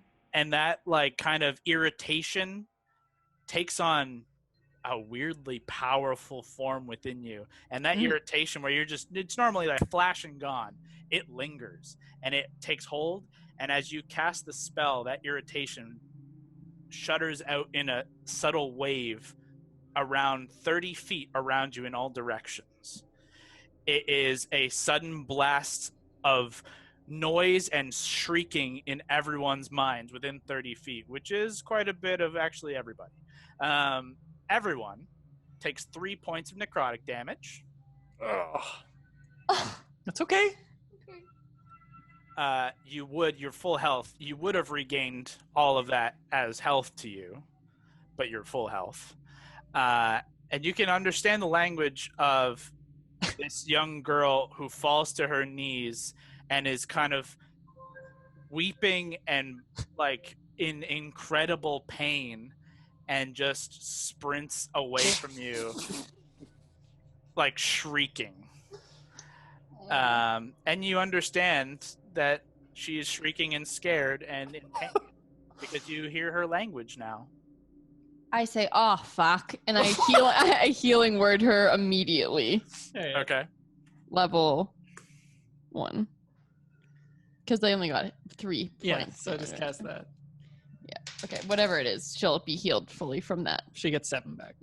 Hondo, to you, it is like, it's like an ow, but like, it's just kind of like, I got a little headache. But you see this little girl took a hit. That hurt. And she just like sprints over to where the musicians are sitting, and they're both just like kind of pulling back on their head, and they kind of hold down on her, and Damascus kind of lifts her up and kind of begins looking about, and you can see his hand, he's just like clenching a fist as he kind of holds on to her, and he's just kind of looking about and says, he makes his way over to Alana and says, I think we should get out of here. There's something dark in these areas. Yes. Yeah, it's Yes. lavender. Would I I see know? everyone holding their head, and I go, "Oh no!" I look at Lavender. Everyone in the party takes 3 points of damage. Okay. I look at Lavender like, you don't like kids, do you? Hondo, you're enough of a big kid for me to take care of. Now stop leaving me out of things. Take this fucking thing. I take it. I'm like, it's a bit light. You have something missing in here. Mm. And I'm like, this is very light and it lacks sharpness, if you know what I'm saying. I don't know what you're saying. I literally just cast comprehend languages on myself and I don't know what you're saying. Is it because you haven't opened a slit in the bag yet and pulled it out? Are you an idiot? This bag, it packs a punch, but it lacks a sharpness. Oh. Hondo, you should have just whispered that to me. Well, you know what? We can make the full trade once you start to fulfill part of your side of the deal. I am ready, but I need to see that you even have it still. You misplace things quite easily. Put it right next to the bag. She pulls out Whisper, has his picture on the sand, and stabs it with it. That's good enough for You see me. what I'm saying? I am the sharpest tool here, Hondo. Never mind Whisper. Mostly tool. Okay, I pull out I pull the amulet and then I put it behind her. And I'll just be like, ah. They look so suspicious. This is the world's most like juvenile Trade. trade. Secret trade of all time. As it finishes, as Hondo places the amulet towards Lavender, and Lavender, you're able to grab hold of it. Gord and Valentine, the two of you definitely, and Mary, the three of you definitely pick up that like these two are unfazed by the sudden wave of painful energy that took over the camp, and are kind of suspiciously doing some weird shit over in the away from the group, but they both walk away smugly proud of themselves. Like Oliver when he caught that mouse the other day. Yeah. Like And that. like, Yeah. like you're not sure what just happened between the two of them, but Oh, it's no. disconcerting. Those conspiring that's never good. Thankfully, They'll be fine. nobody died, and we can continue on with the adventure I cannot believe. with only Two ones. a Jeez. child who nearly died. Yeah, nearly. Nearly. You rolled a little higher. That kid was dead. Fuck. That could have been She's bad. fine. She's fine. She'll never speak to anyone ever again, but she's Oh fine. no, you guys have scarred her. Well, But life's hard. nonetheless, you guys make your way off and begin to travel for the second day into the Kel. Can I be attuning to this? Yeah, like you can easily like hop on the carpet or hop onto the caravan, and I would say just to get the travel underway, you can get this underway as well. So you can pop that onto it's called Amulet of Health. Pop it onto your equipment and attune it. And Hondo, make sure it's off of your character sheet. Yep. Hold down. I don't have an item created for the explosive vial, so if you go to use it, we'll just remember you have one, and I will remember what the fuck it does. I have it written somewhere in my multitude of documents. Is the blink dagger? I don't need to attune to, do I? That one's attuned as well. Whisper and Blink are both attuned. Frostbite is not attuned, I don't think, but your Gambler's Blade is attuned. So is the Eagle Lord's Glove. So is the Eagle Lord's Glove. So either you have like 3 blades attuned, which is totally fine. Like one boosts your AC, one is a ancient relic of awesomeness, the other does some cool shit too. Like it's worth having all 3. Your call, but you only have You the can be 3 situational with whatever you named your bird too. Like if we really needed it, you could always be like, all right, I'm going to unattune from this to attune to this. It just takes some time. It'll just take an hour to go through the process, and another hour to go back. So, anyways, for the time being, you guys set off and make the majority of a day's travel through the Kel. And it is hot as you travel, and I need everyone to make Constitution saving throws.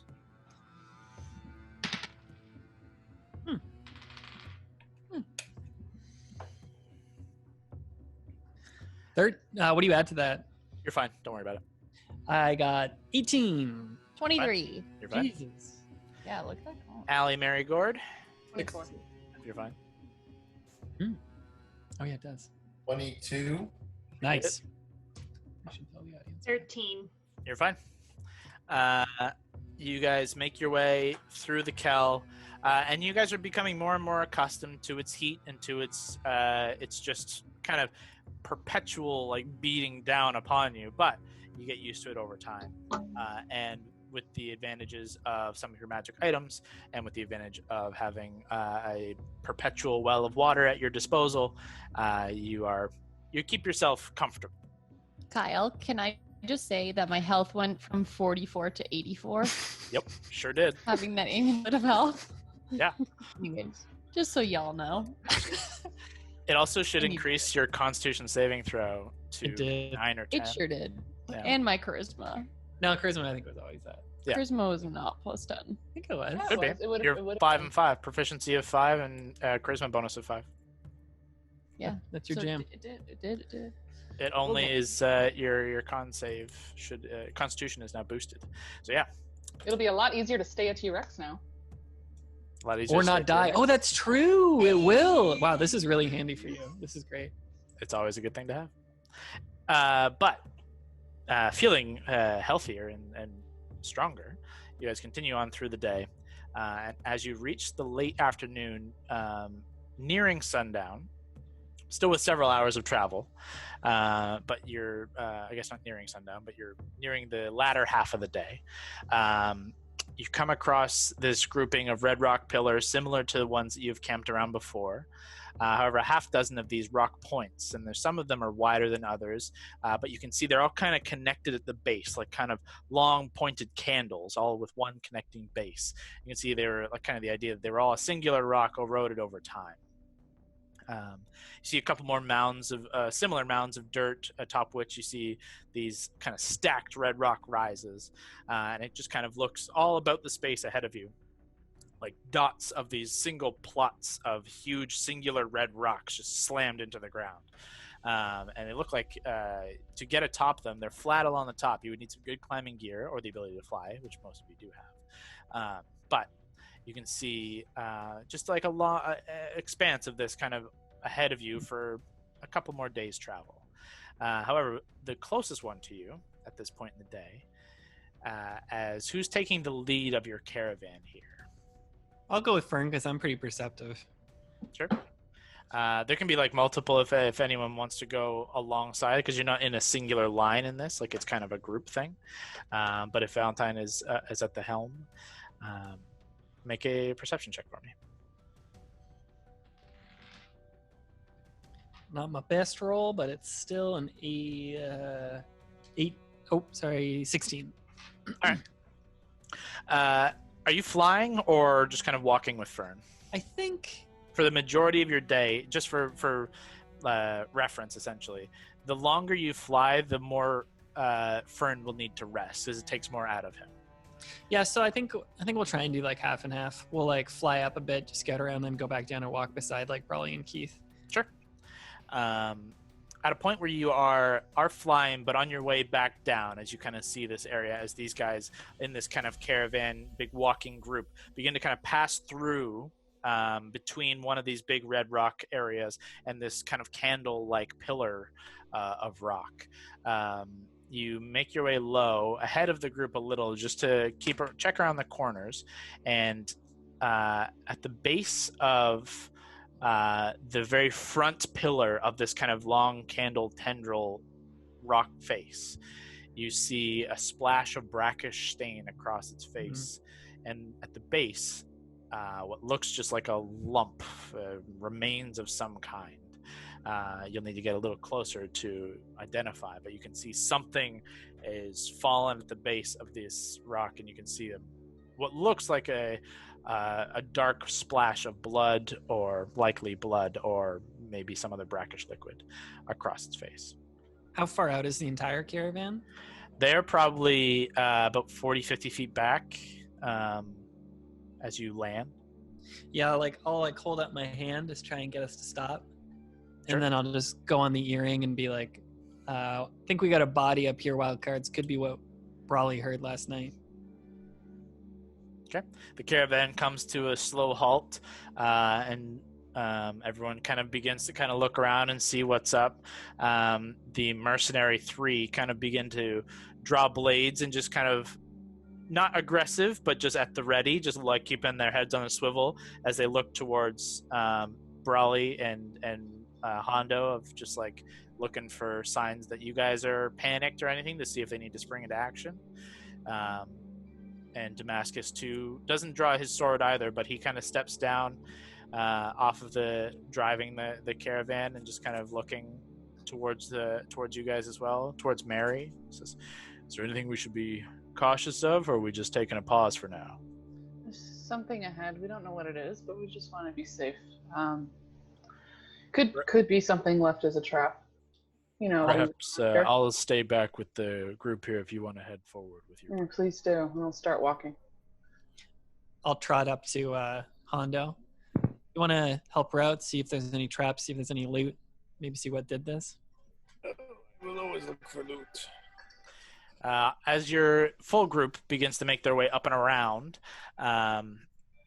to the front of this kind of candle-like structure, you do see the remains of a humanoid figure, though it's difficult to tell as you guys all get close, any identifying marks, as it has been mauled. It is not a clean kill. Bits of sinew and tendon lie torn. Massive chunks have been ripped out of the figure's body. There are no arms, legs, or head remaining. It is a singular torso that is blackened across the back, and you can see has been just torn apart. Should I do an investigation check? Sure. See what's around town. Sure. Ooh, yeah. Damn, that's another 20. Got a boy. Hondo, as you begin at the front of your group with everyone there, you begin to kind of make your way around and quickly assess that there is nothing on this torso. Its clothes are torn away, and there's nothing to be left within it. But you begin kind of searching the area around, and you do see several sets of tracks, of footprints all around, of varying sizes and types. Though you're not 100% sure what they are, you can tell there are some different types of tracks. And at that point, you begin kind of being careful where you step and put a hand to everyone and point out that the tracks around are you note that to everybody, but you continue your kind of quickly searching and investigating around the area. You can see there's a faint like trail in the sand, a single line, and you can see every so often a deep like hook in the ground where it looks like this figure clawed into the sand and dragged their form forward and continued to drag continuing in the direction you're headed. It seemed like it dragged itself to this point where it was ultimately destroyed.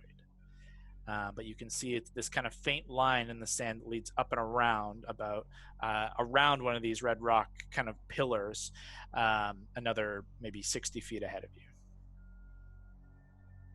It's also at this point with a natural 20 and your perception, it's like 20 something or 30 something. You can smell the scent of smoke and burning wood and possibly burning meat towards the direction of this line. You want to tell the group what you saw? I made note that he pointed out the tracks so that no one walked over them, but the rest is up to you. Struggle here of various creatures. Something went down here. Val goes around that rock. How tall is this rock that would have been this track is leading towards? These ones are anywhere from 60 to 120 feet in varying heights. The one ahead is about, I don't know, you wager 75-ish in height.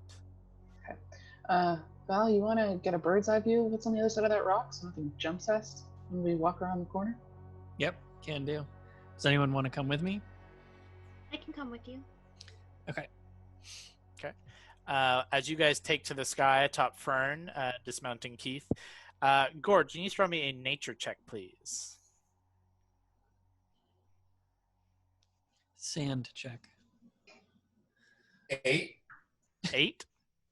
Yeah. You kind of begin to get low and look at these tracks, and begin to kind of try and assess them. And you can see some of these tracks are not humanoid for sure. They're not necessarily human feet or boots. They look more animalistic.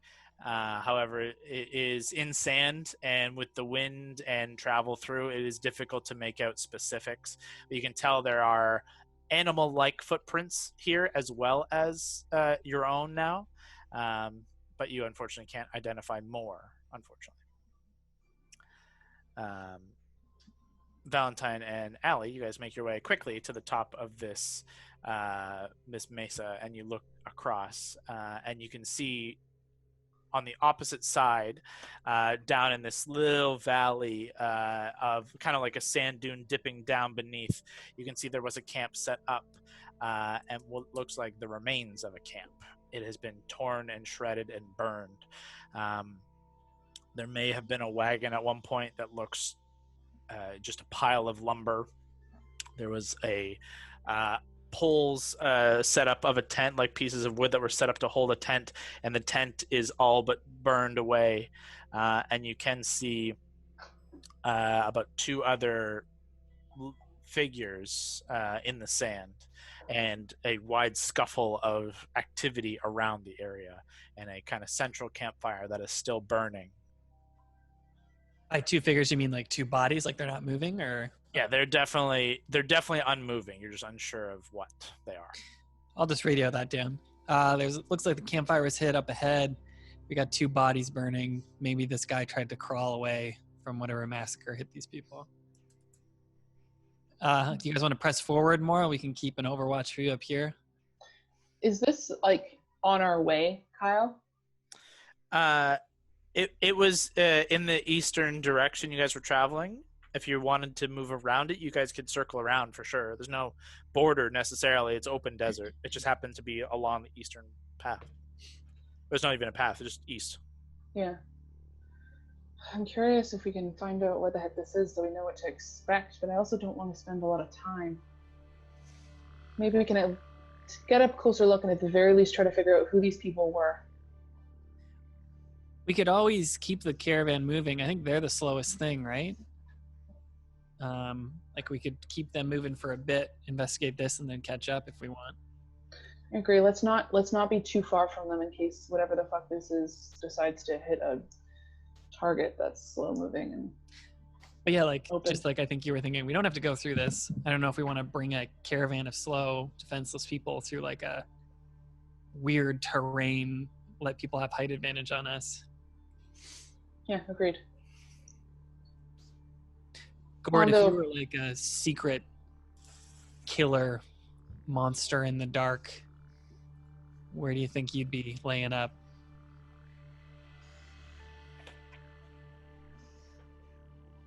Let me see. I'll cast Detect Magic. Ooh, that's cool. Okay.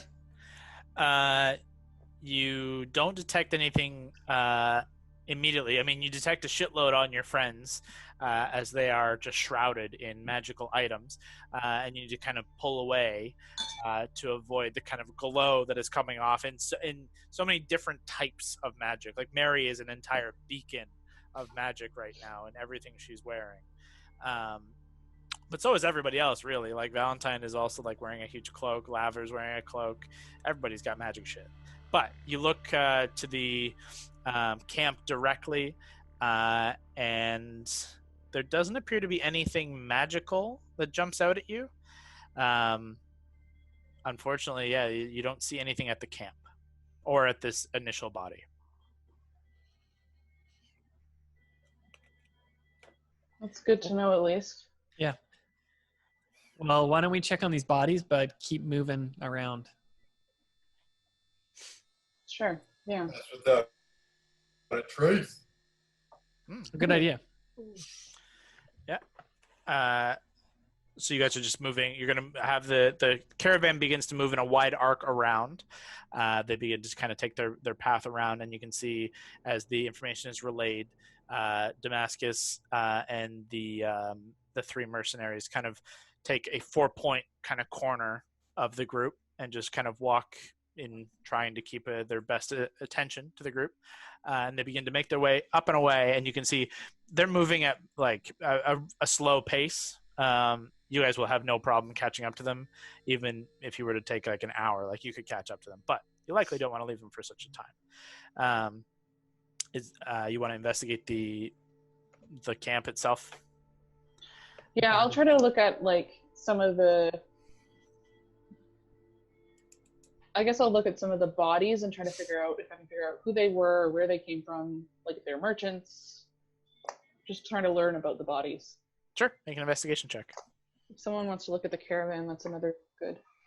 And maybe try to figure out where the creatures possibly went after they attacked this place. My investigation is a 21.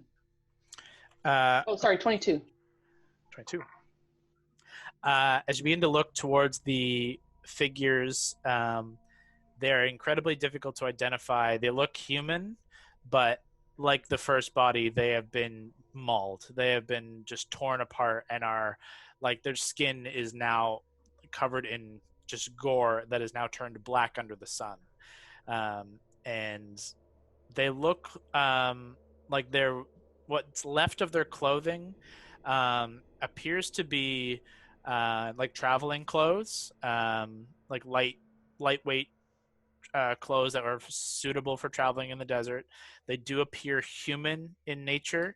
They do not appear to have any. They don't have any items or coin on their person. From like a quick peek around the exterior of the wagon, there doesn't look like there's anything left in there either. Unfortunately, there's no real identifying marks. They look like travelers, kind of just generically. However, one thing you note with a high enough investigation, not on the bodies, but around the wagon, as you take a quick look around the wagon, you can see the sand around the wagon is more disturbed than the rest. And with an investigation of yours and your time adventuring and searching for traps, this looks like a set trap, weighted, a pit trap, that if you were to step closer and investigate the wagon specifically, it may have opened beneath into whatever. But it looks like a trap has been laid here in the hopes of catching some greedy travelers. Okay, I'll take a few steps back, and I'll just kind of go on the earring and quietly say, "Hey, are people ready for a fight if one's about to happen?" You say, "Are you ready for a fight?" Yeah, would people be ready for a fight if something happens? Hell yeah. I'm always ready now that I've had a nap. There happens to be like unless there's one specific condition. Well, I've had enough rest to be ready. Is there like a big rock around or something? There are several. Cool. Is there one that I can pick up? Oh, it's smaller than big. Like big, like not a little stone, like big, like sack of potatoes. Yeah, probably back towards the way you came, but yeah. Do we want to hide before you hit this trap? I don't know. I don't even know if I want to do it. I'm kind of curious as to what's going to come out if we do, or if it's just a trap and they come and pick it up later thing. I mean, if you trip it now, though, then no one else will. Yeah. I'll go try to pick up a rock just to get everyone to take a few steps back. Yeah, easy enough. I'll get Alana to help me heave-ho it. Yeah, Alana. We can get it further. Mostly she does Alana most of the work. Stop putting the rock out of your hands. Yeah. It lands with a, and it just splinters the remains of the wagon, and you see it just kind of fall away. And you do see some faint timbers placed across, and what looked like just cloth, burlap sack across that the sand was then piled on top of, all fall away, and you can see what look like jagged, rusty spears look iron. They look rusted and would certainly give you some kind of infection should they cut you, but also would hurt a hell of a lot.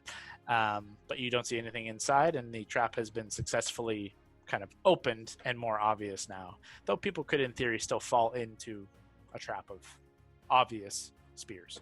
Hopefully not. Nothing else gets disturbed. No one There's else no is around. there's no alerting. There's a quick breath where you all kind of look at almost at the ready to draw blades and magic, but nothing but the wind. All right, let's keep moving then. Yeah, we may be done here. Let's just keep an eye out. Do we see who's good at tracking shit? Anyone good at tracking shit? Probably Allie or Gord. Yeah, me. Elena, do you want to take a look, or maybe both of you, Elena and Gord, take a look to see if you can find out where these weird tracks went, at least a direction, figure out if they're going to go in the same direction. What skill is that? Survival. Mine's really bad. Yeah, survival accounts for tracking, and it's a very specific skill, honestly, but it comes in handy like now. So if you guys both want to throw a survival checks.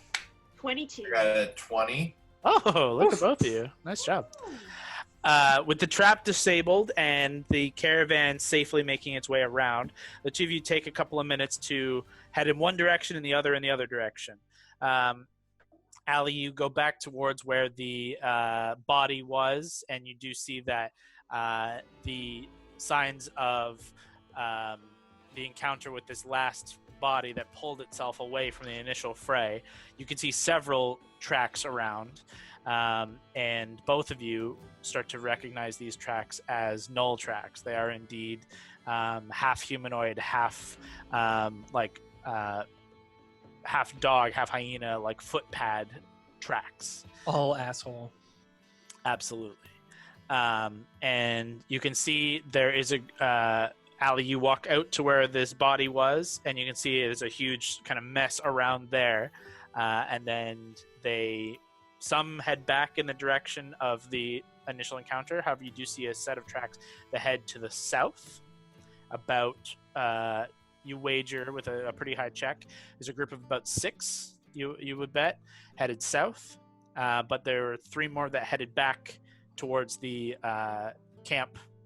While Gord, you follow a set of tracks that headed north, and there's about 8 to 10 in this group of tracks that you identify as gnolls that begin to head north, and then you follow it north up part of a ridge, and then they turn a little to the east, almost in the direction of, if you're to look at the map, towards the northeastern tip of the Adversal Mountains.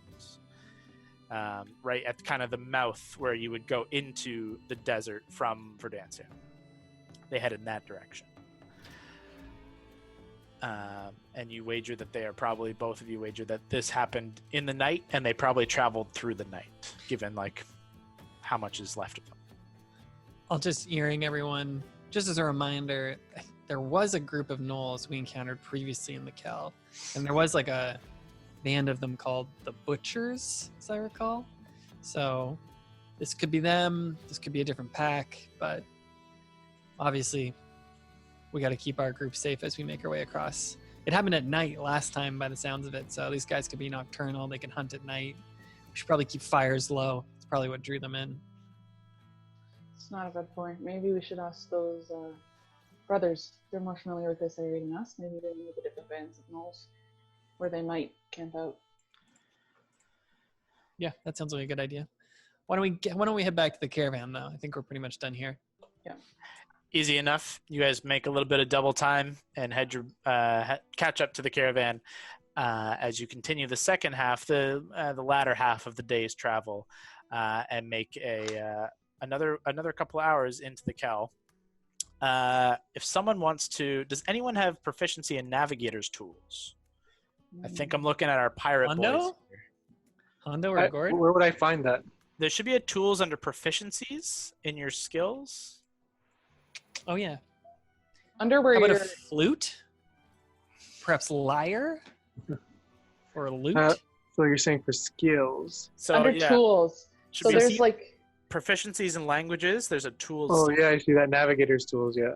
You have it? Great. Uh-huh. Gord, do you have it too? On your like bottom left of D&D Beyond?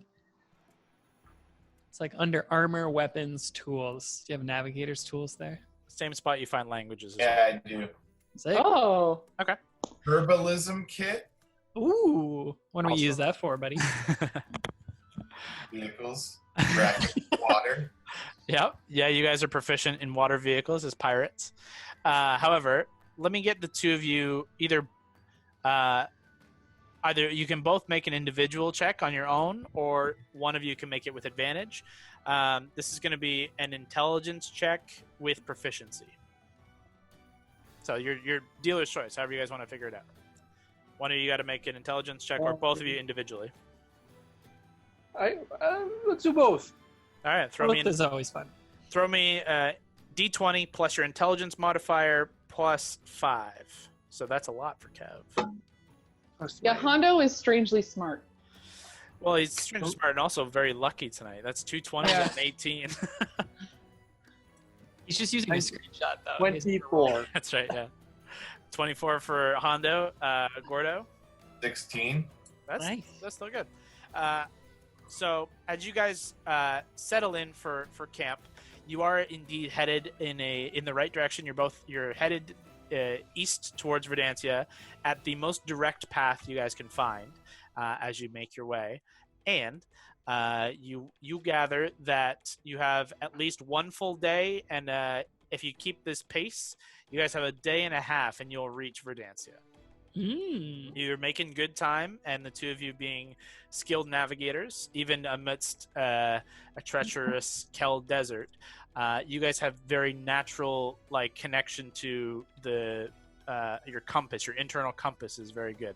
You can keep yourselves on this safe eastern passage. Not your moral compass, Hondo. No, moral just compasses your are navigation, not just- moral. constantly spinning.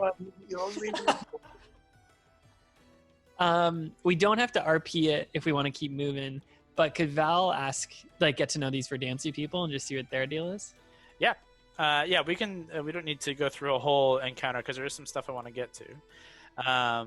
But you quickly meet them. You find their names for the first time. I don't think you guys actually knew their names, as Luke and Kara Allard, Alard, and their son Edward. They are from Verdantia in a roundabout way, as Verdantia kind of sits as their most frequented community. But they are traveling merchants, so they don't really necessarily have a rooted home. But they frequent the farming communities at the borders of most cities, and they frequent the flea market that Valentine you'd be very familiar with. That happens in Verdantia, on the weekends. Every weekend is this kind of constant market. As you introduce yourself and your if you introduce your connection, I'll say my real last name. Yeah, Flare Wagner. they certainly recognize you, and their demeanor shifts ever so slightly. They're not catering to you, but they're not, and they weren't, pissy at you before. But they recognize your family, and they recognize the importance of that name in their hometown. Not that they necessarily call it their hometown, but it's their most frequented. But they seem very down to earth people who just like to travel and see the world, but need to make coin, and they know that Verdantia is a rich community willing to spend coin. But they seem very nice. They're good quality traveling clothes. They don't look like they've had as many hardships as a lot of these other travelers. Perfect. Cool. But yeah, you don't find anything untoward or ill will within them. They are travelers who got caught in a shitty situation out in the Kel and found themselves nearly killed, but kept for whatever reason. Though they did lose the majority of their possessions and traded goods. All they really got out of it was this caravan, which is more or less traveling stuff, not goods, I should say. As camp once more takes over,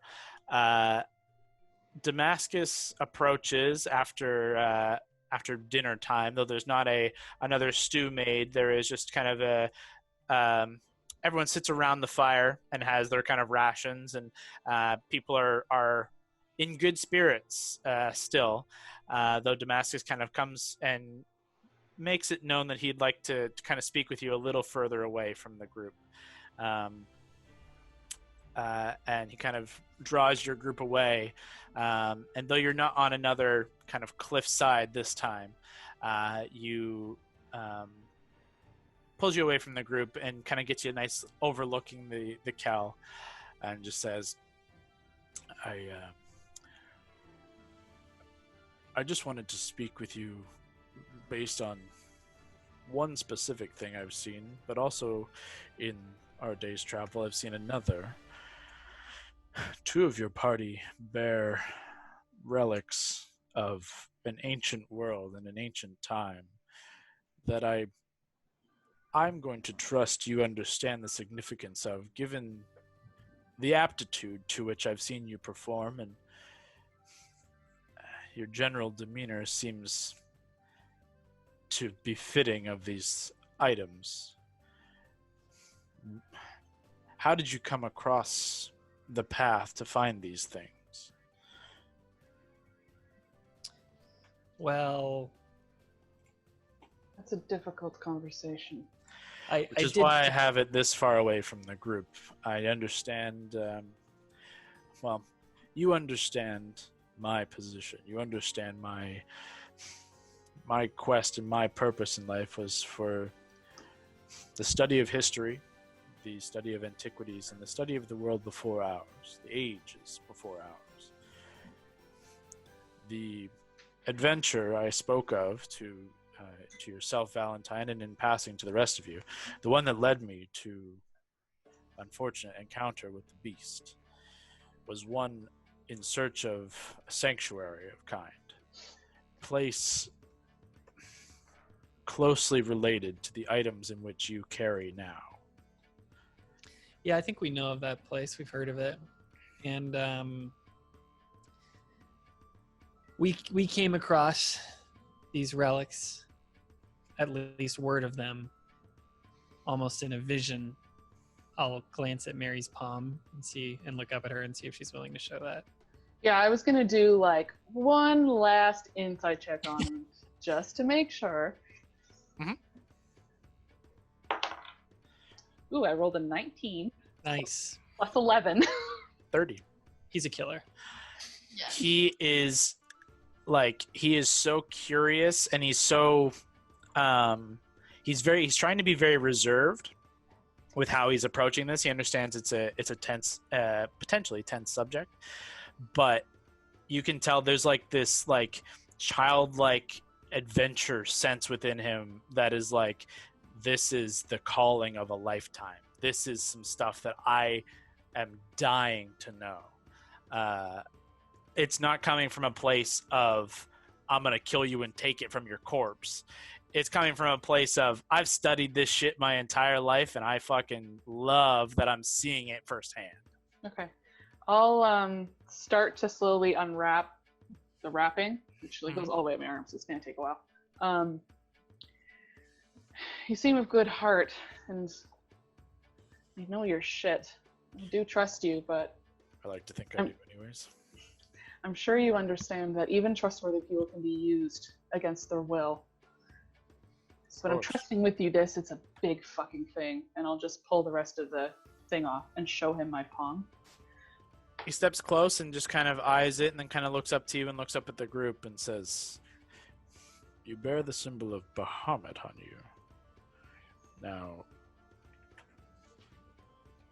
speaking plainly, this is not a symbol many bear these days. Bahamut is almost cast aside as an old tale. Yeah, he's not so much an old tale when he fucking talks to you in your sleep. You see just this wide smile crack, and his like opal eyes just like glint with this amusement and childlike wonder. He says, so it's true, it's real. Yeah, it's Have you been? I apologize to question too much, but have you been within the sanctuary? Have you? You bear the plate of the Valkyrie, and he points at Hondo and says, "And I've seen on your hip whisper. That is, they are ancient and powerful, and their former masters in an age of heroes long since forgotten. I am truly in the presence of a new age and greatness. Yes, you jest, but God. I do not.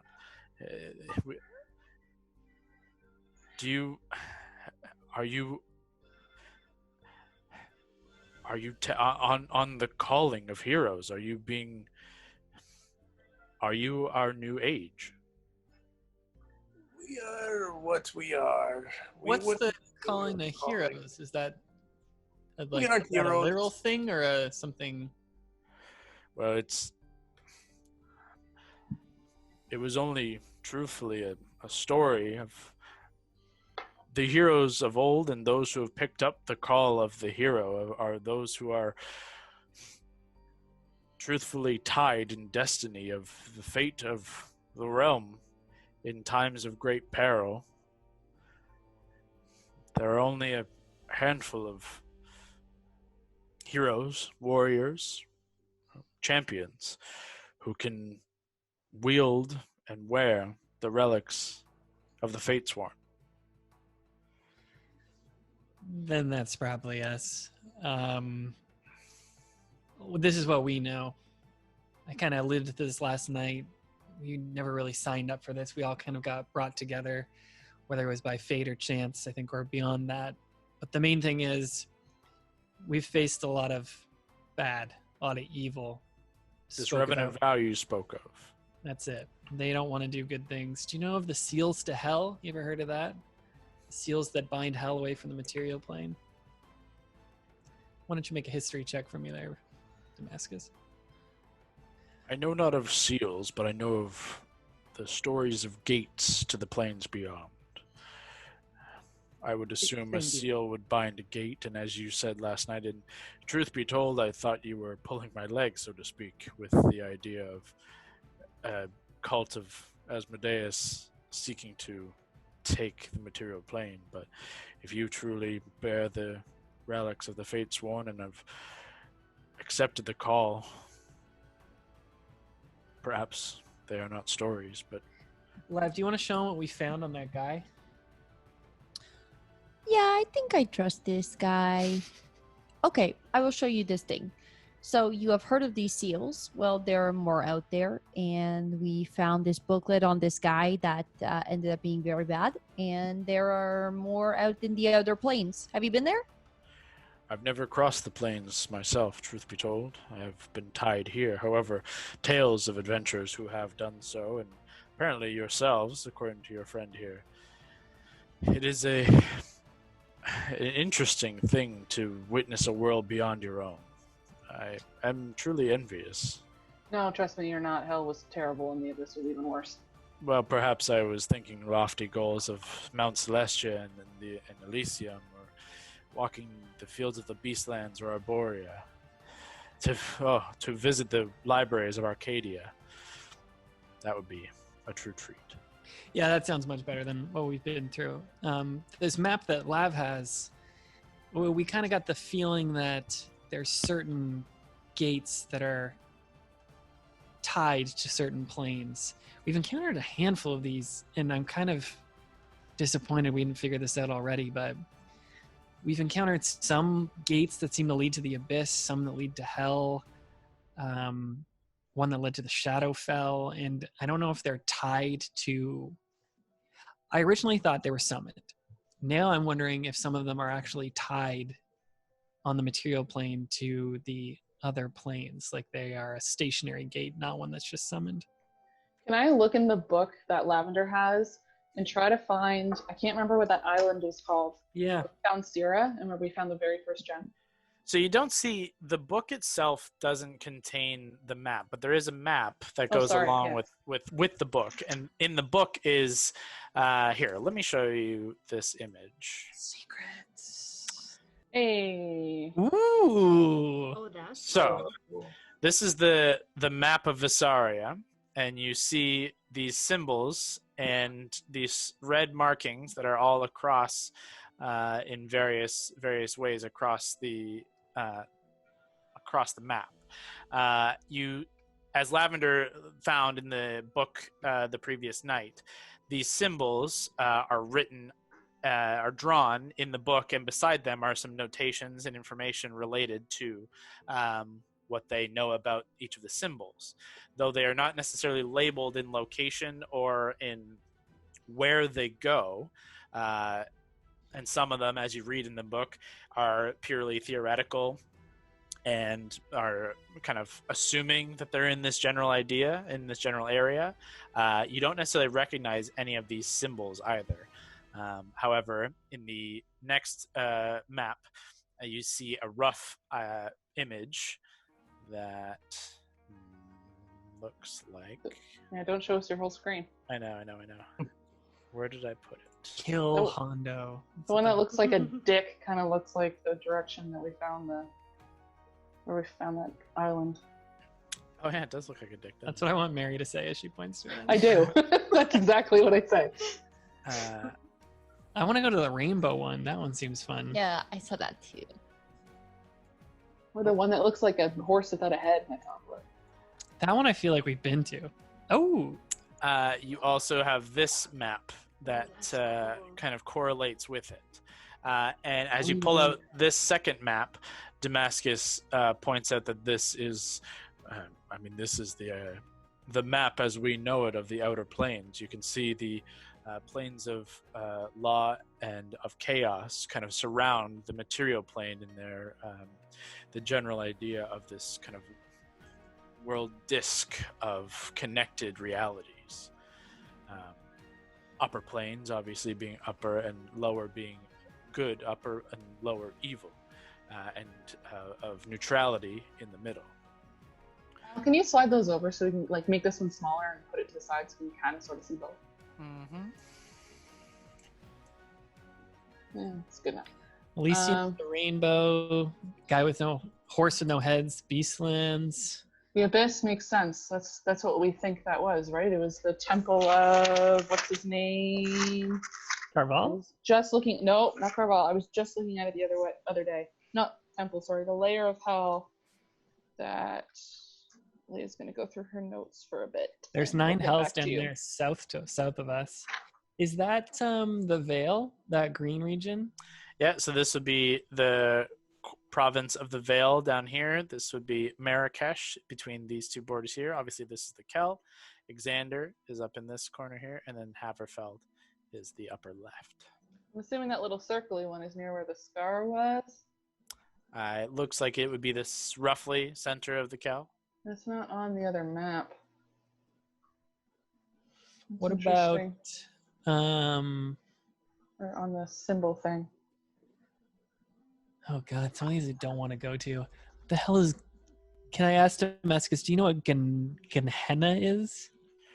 The plane of Gehenna is a slanted, lopsided realm of volcanic activity, and I truly hope you have no desire to travel there.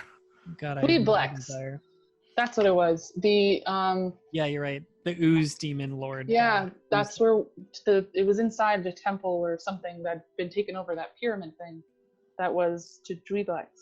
Yeah. So that one seems at least correct. Let's go to some of these ones on the top. Let's go to one that's like sunny. Let's go to Marrakesh and go to these sunny ones. I don't want to go to any of this shit. Elysium sounds fun. We could talk to some gods. There's arrows between those two.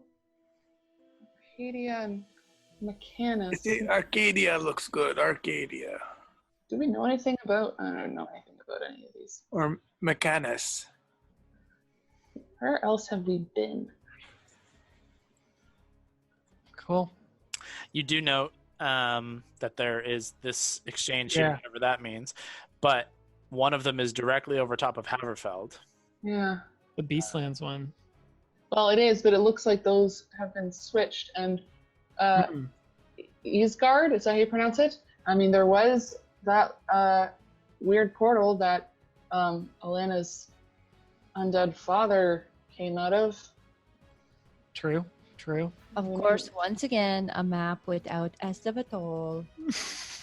What is that, Savatol? Why do you keep saying that word? It's where I'm from. Well, where is it on the map? Damascus looks to you and says, "You're from Estevatol." I told you that already, Damascus. I told you. I asked you if you knew anything about Estevatol. Sorry. I apologize. In truth, I suppose you had also been through an encounter, but I had just woken up inside of a beast's lair for the first time in 5 years.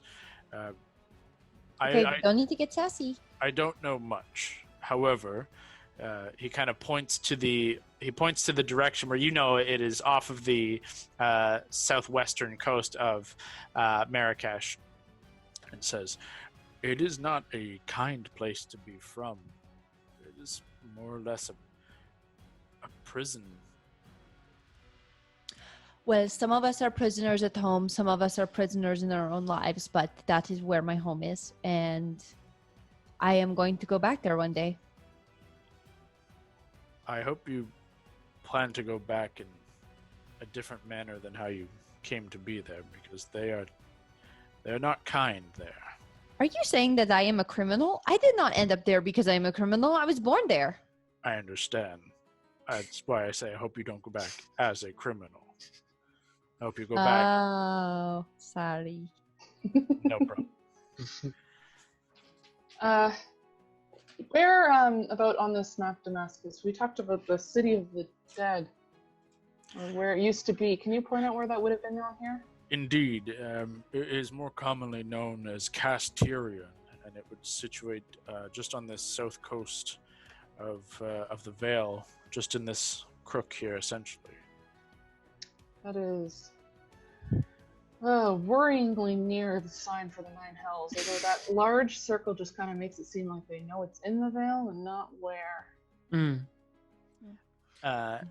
As Lavender also consults the book, you do find that, yes, that is true. They, where the symbol of the Nine Hells is, there's a quick notation in common, and it notes that the gate is likely destroyed, but its location is not immediately known. The elven tribes guard their borders too well to easily scout.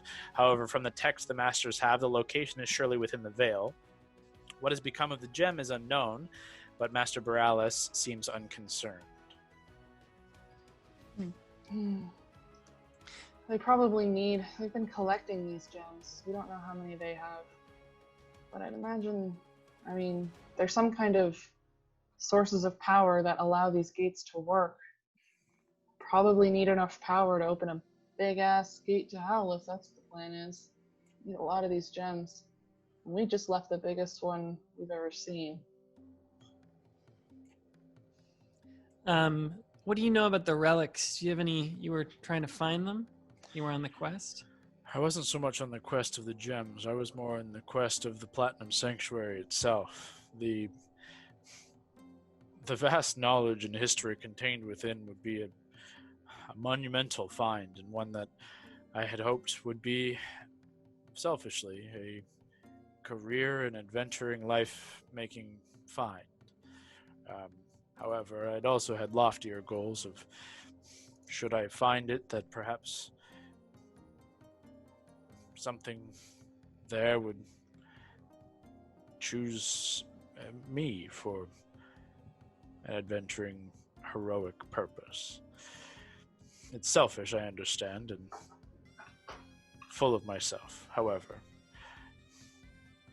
What if you found it, but to keep it safe, to keep it from falling into bad hands, you could never tell anyone about it?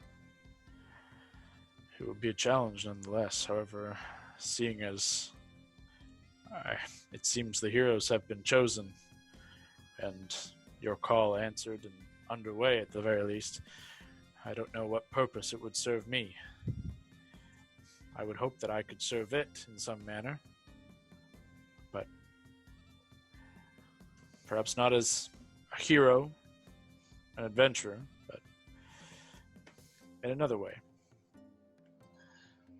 For the time, should that place exist and be able to be easily found, would have to be kept a secret from anyone who could potentially know for obvious reasons whether or not they'd give that information up freely. But perhaps when this is all over, maybe we can talk again. Or should something come up. I am I'm near speechless. This was a suspicion I had harbored seeing you don the armor. But to see it realized it's wonderful. Hondo, let him hold Whisper just for a second. Just let him hold it. Yeah, why not? I just He places it in his hand and he just holds it up and inspects it and looks at the blade and looks at the engraving and looks just flips it back and forth and just kind of spins it in his hand and just feels, and it's just like it's incredibly light. It's incredibly impressive. And just kind of tosses it and just feels it and just places it back in its sheath and hands it back to you and says, maybe you want to trade for it. Hondo! No. This guy's insane. He might have some cool stuff that are better than this. There's No. nothing better than that. I understand you jest, friend, but that is a kingly gift. Very well. I believe we should return. We don't want to draw suspicion being away too long, but I appreciate the faith you've placed in me, and I hope to repay that in kind, some way. I think we'll find a way that could be mutually beneficial for everyone here. You could serve your purpose, we could serve ours, and I think our paths are aligned. Well, this was very weird to meet you in such circumstances. Yeah, this is everything. Not really. About us is weird.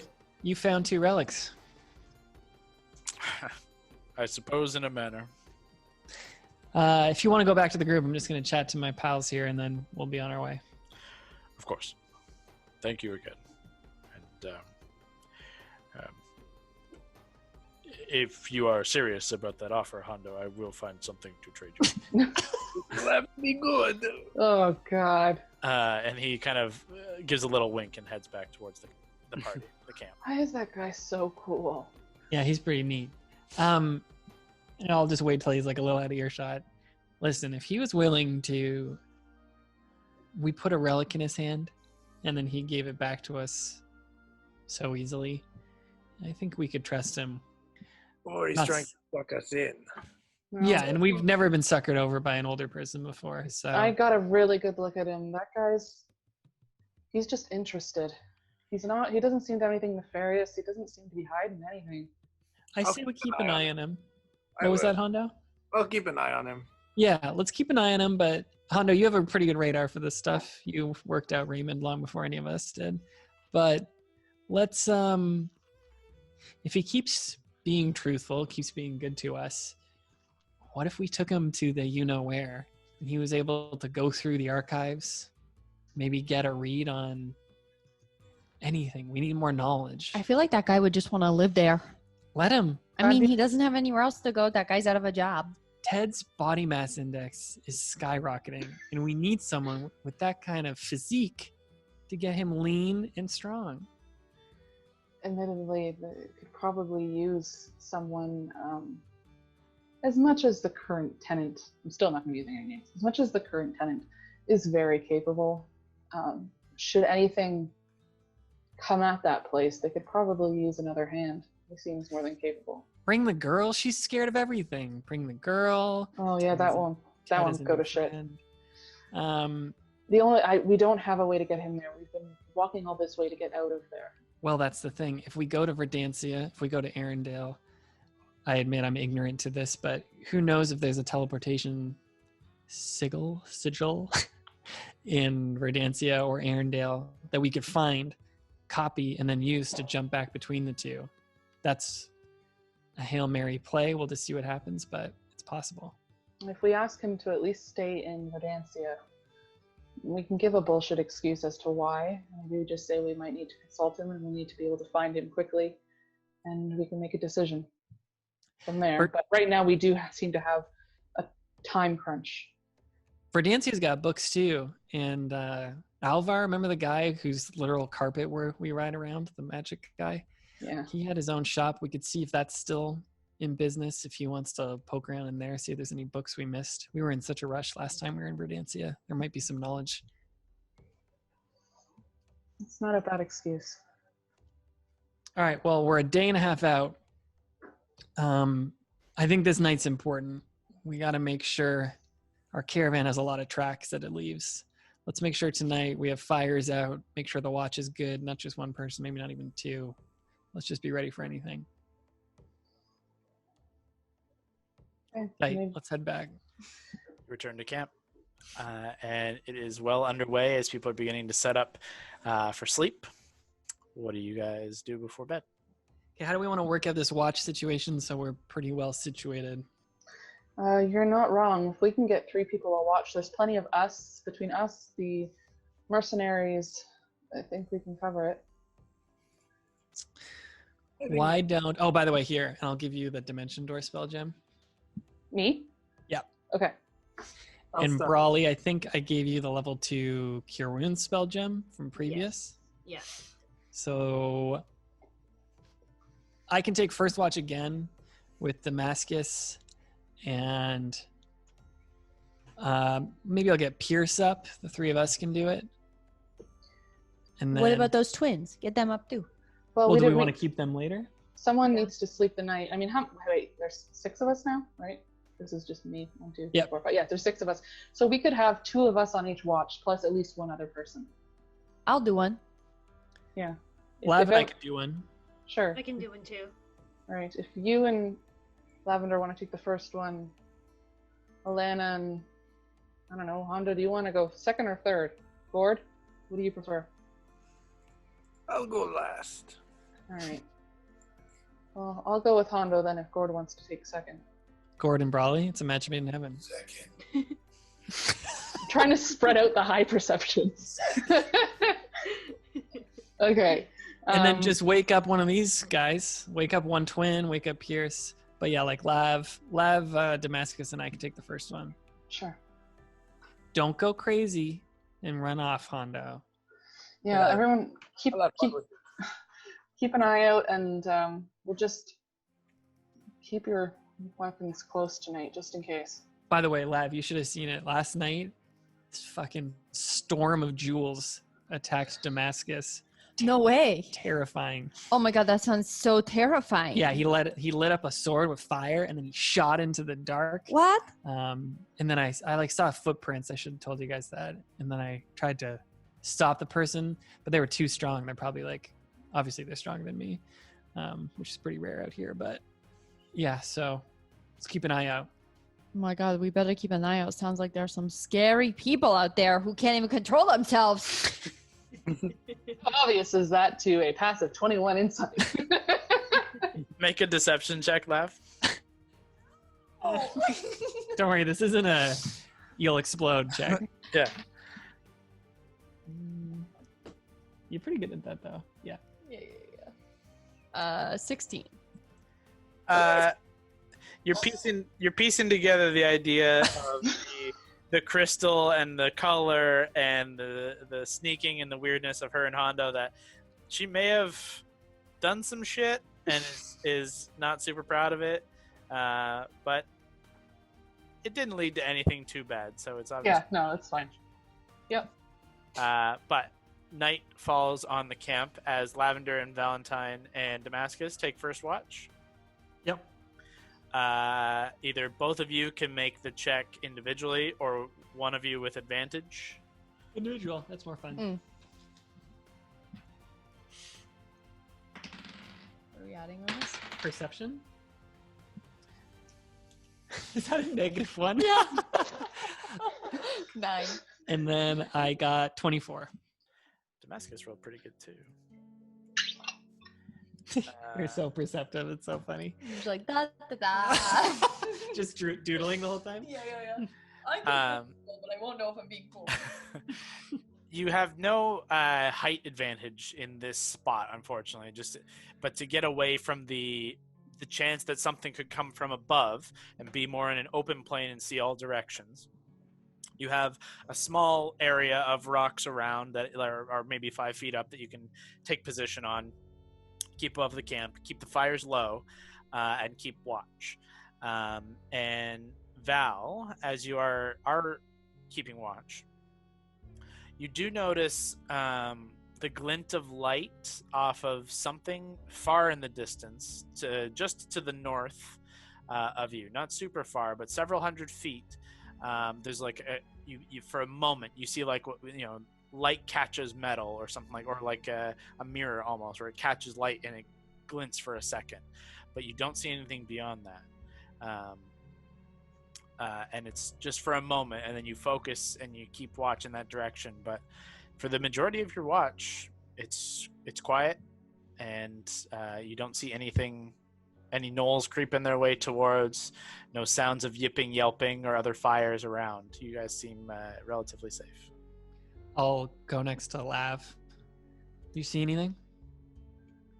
Honestly, sometimes I see my mom in my dreams at night. Okay. Is that what you're talking about? You're just like saying like, do I see things?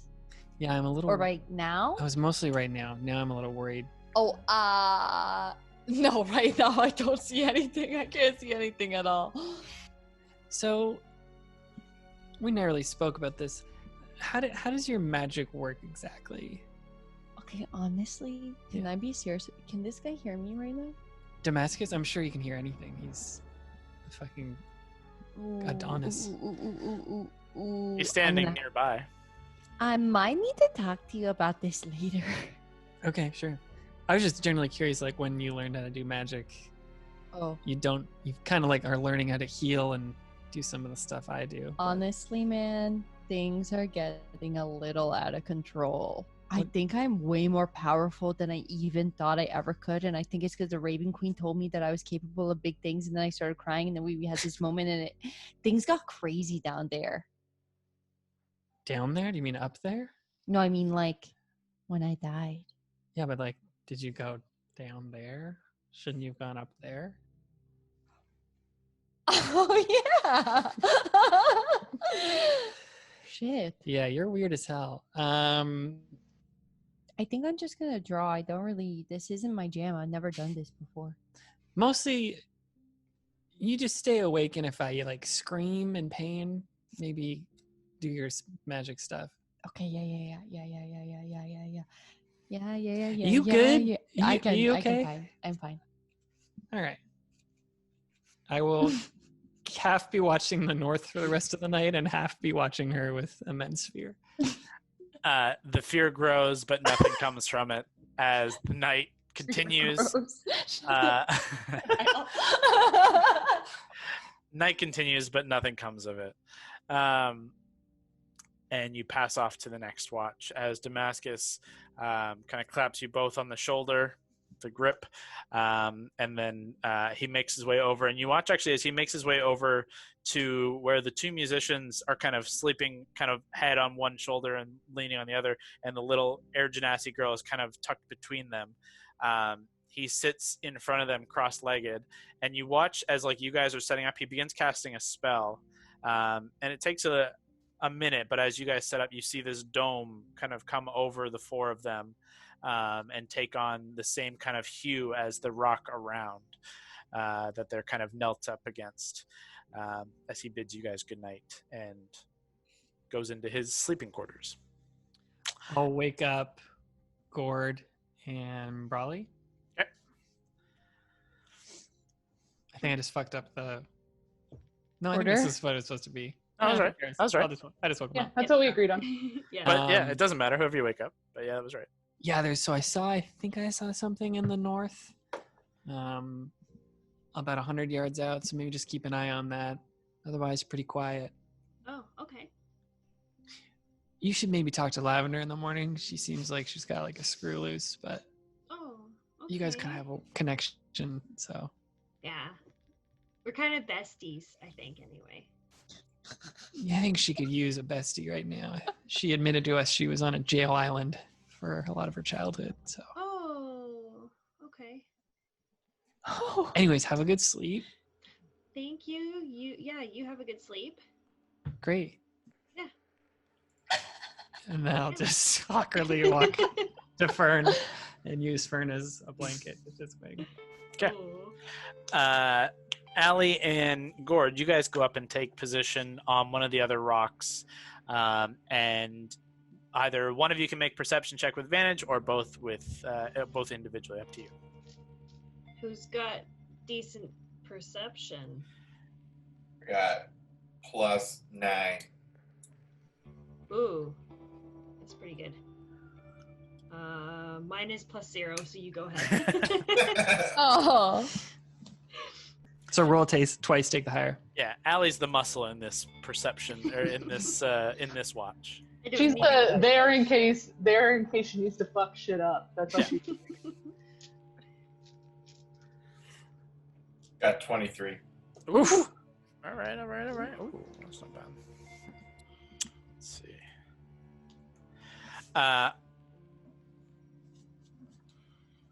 Gord, you and Allie take position and just quietly sit, kneeling, looking out over and looking to the north, as Valentine had remarked. Though you don't see any glint of light for the first hour, you don't see anything obvious approaching your camp just yet. But the night is young. As Valentine, you slip into sleep, and it is. It's peaceful very quickly, and you find yourself dreaming. In your dream, you find yourself walking through a wide field of lush green grass. Just walking. You feel the hot sun at your back, and you feel at one with the natural space around you. This breeze swirls down across the field, rustling through tall grass that you're walking through, and kicks up your hair and kind of splays out and about you. It's a cool breeze, but not unpleasant. As you come to this slight hilltop within this field, you see your shadow cast before you down onto the ground. It's tall and picture perfect. You pose heroic and pensive. But your shadow begins to grow and change, shifting in odd ways in all directions. The shadow grows long and jagged. You feel the warmth of the sun at your back grow cold and distant. You spin and reach for the hilt of Heartbreaker, and as you spin, you see the thin trail that you've left walking through this grass, now a trench of muck and bile. The lush greenery reduced to oily refuse as far as the eye can see. Trees die at the edges of the field, withering away, and the ground ahead splinters and cracks. A scatter of crows take to the sky with a haunting shrill blast of caw. From the splintering ground, you see rising slowly and splintering the earth in its wake, the black and purple crystal, the gem, the shard that towers high above you, mountainous and vile. Its inky depths swirl with that familiar purplish energy. The crows swoop back around as the gem blocks their path. You feel your hand connect with Heartbreaker's hilt finally, and with a flare, you spin and click it on, but the light doesn't come. Confused, you look to your faithful blade, and you see a crack forming in its hilt. Frozen in fear, you watch in the palm of your hand the glimmering gold of the hilt of your blade splinter and crack like an eggshell. Poking through its face, through your broken hilt, you see this thin black beak. The beak grows and pushes further out of your blade, splitting it in two in your hand, as this crow shakes free and sits in your palm. Its beak stained with blood, eyes of deep red stare into your own. It caws, and you feel yourself quake with fear and rage. The crow flaps its wings, taking off, and as it does, blood splatters your face. You reach up to wipe the flecks from your face, and in the darkness of the crook of your arm, you feel a cold hand on your shoulder, the grip like a vice-like grip. It spins your body to face the source, and as you spin, you shoot up in your bedroll, coated in a thick layer of sweat. And you hear as Gord and Allie, two of you outside of the tent, you guys, Allie doesn't unfortunately, but Gord spots 3 gnolls coming in your direction, and Gord, you can hear about 5 more slowly closing in on your camp. What do you do? Do I hear the sewer just Gord? You do not. You just awoke in a start. Since I don't hear it, does Gord tell me? I don't know. Gordon? Gord? I do. I was like, please tell her. Yeah, Gord quiet. watches silently as the gnolls with friends. I do nothing. Gord, you can tell they are they're at the edges of the rock around where you guys have placed your campsite. Though with your light low, they still seem to have searched you out and found your camp. You have an action. You have like a moment to react as if it was in combat. You can have action bonus, action movement, and speaking, however you wish to go about this. Oh man.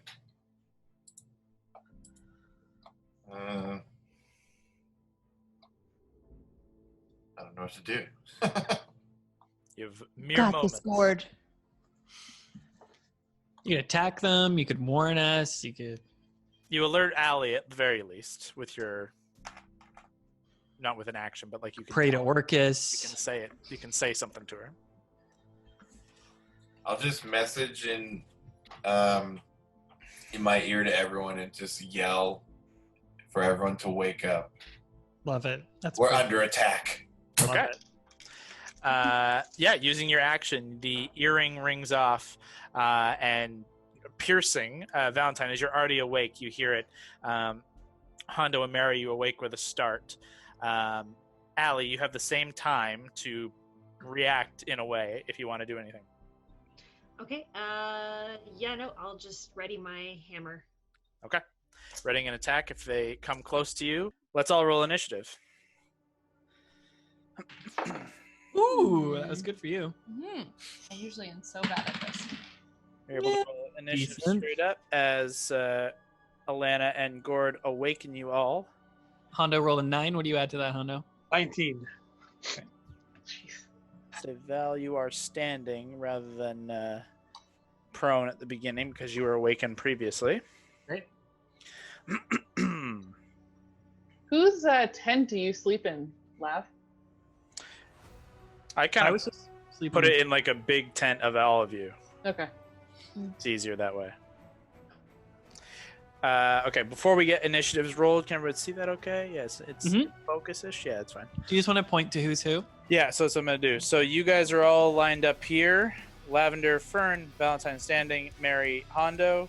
Our Merc Bros are here. Just kind of central fire here. This is the caravan where the tall fellows and the Alards are sleeping. Keith is sleeping right here. Allie, Gord. This is the dome where the musicians, Damascus and Azura, are sleeping. That's everybody right. Gord and Allie, you guys see these 4. Can you see them over here? These 4 gnolls over here are approaching from the east, but you can also see a group flanking around the northwest rock right on the other side of the camp where the Wildcards are currently sleeping. Is the Verdantia family in that dome? Or are they on here? Verdantia family are in the cart Okay. alongside the tall fellows. Let's just Got not let them set it on fire. True. It is something they enjoy doing. But Yeah. let's get initiatives from Hondo. 19. Okay. Allie. 14. Lav. 17. What do you add to that? Do you add? And do I? Be at the top. That initiative? Oh, Yep. 20 then. Nice. Good, plus Yeah. 7. Oh, that's awesome. No, she rolled a 19. And Oh, then, I thought you said 13. Wow. I rolled a 17. plus Oh, and I- 17, sorry. Val. 17. Okay. Gord 13? and Mary. 16. Shit. Okay.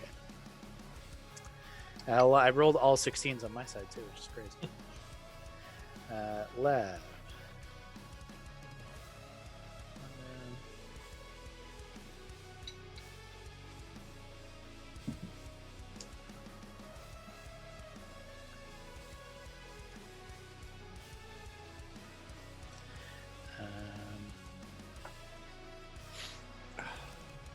Okay. Okay, Lavender. As the initiative kicks off, you hear shouting outside, and you hear shifting movement. You don't hear the call in your earring because you don't have one, but you hear Gord and Allie call out just verbally because you can hear them from not far from you. So you come to prone on the ground, ready for a fight. Okay. So I get up. Okay, have your move. Bloop. Oh yeah, I get up and I start kind of like crawling up on the rock, but I like crawl up and over the heads of like all of the troop that I'm with, and I'm like, get up, get up, get up, get up, get up. Okay, you can't get too far, unfortunately, because you have to use half your movement to get up. And then but you start calling out. and I see all the baddies on that side, Yep. Yeah, these guys are baddies. and I shoot a fireball Oh, nice. Okay, where do you want to pinpoint the fireball? right in the middle of them. You won't get this guy, but you get all three of those. Cool. Go for it. Roll a wild magic surge. Let's make it 3 for 3. Oh Oh, my boy. God, I could not. That's a 6, thank God. I mean, I this love could've how been much you good. guys were like begging for one Yeah, I know. Now for I'm scared so of it. long. No, I want it. I want it every time. Okay, so then I roll this again. Third level fireball, so you just roll damage, and they'll roll a save. Yep. Okay, so 8d6. Yep. Okay, first guy. Fail. That's 3. Second guy. I thought you had more than that. Uh, Where's your little baggie? Oh yeah. what's your save, Lavender? Your spell save DC? What is this? That guy right there. Dex 17. 17. Okay. 1 success, 2 fails. Great. Ah. So they'll take half damage. They still take damage, and the other guy takes full. Okay. Snake eyes. 5, So 10, 14, 15, 16, 20, and then 2 more.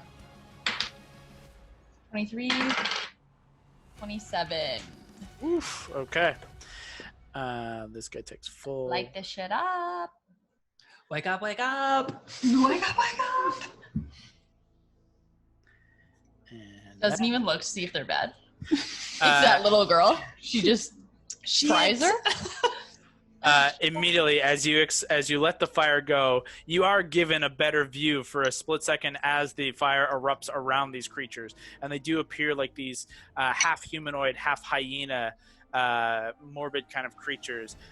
They're wearing patchwork armor, wielding wicked-looking glaives and spears and longbows, and they do not like being attacked with fire, as they yip and yelp. As 2 of them look very singed, one of them looks okay. That's your action and your movement. Anything for a bonus? Or you good? You can inspire people now with your friends. Who's next? Don't really know. I'm gonna inspire Brawley. Okay.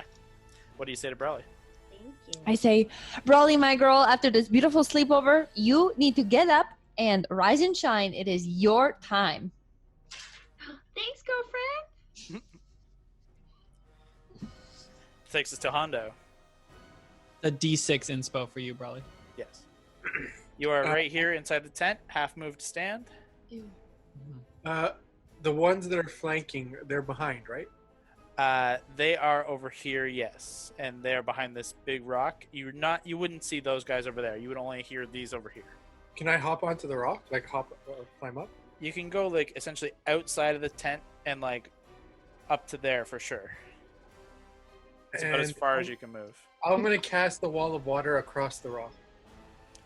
Okay, where specifically? Like across in front of you, like here, Like from one end of the one end of the That. rock to the other. like that. Yeah. Sure. Yeah, that's a great idea. It's a cool move. I don't have anything to signify that, so we're just gonna remember it's there, gang. Wall of water erupts. Oh, I should get my concentration thingies. As Hondo is now focusing on a wall of water that suddenly springs into existence along the rock here. That's your action and movement. You have a bonus if you want to use it.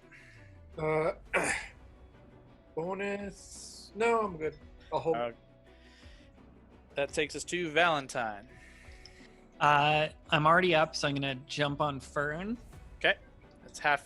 Well, Fern has to use half his movement to stand, and then half of that to get on him. So you have a quarter of speed. So it's probably like 20 feet. If him? you're gonna fly, but he has to walk like 5 feet out of the tent.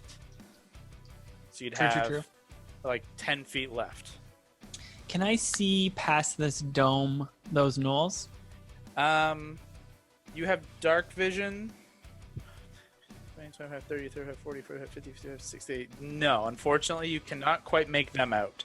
But you know that your friends directly behind you are fighting something directly behind this rock. You know what I would honestly do?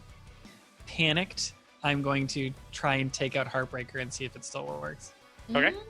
You mount Fern, and you go to click on Heartbreaker, and it doesn't turn on. Oh no. Then that's my whole turn. I'll just stare at it in disbelief. Okay. Can I inspect it?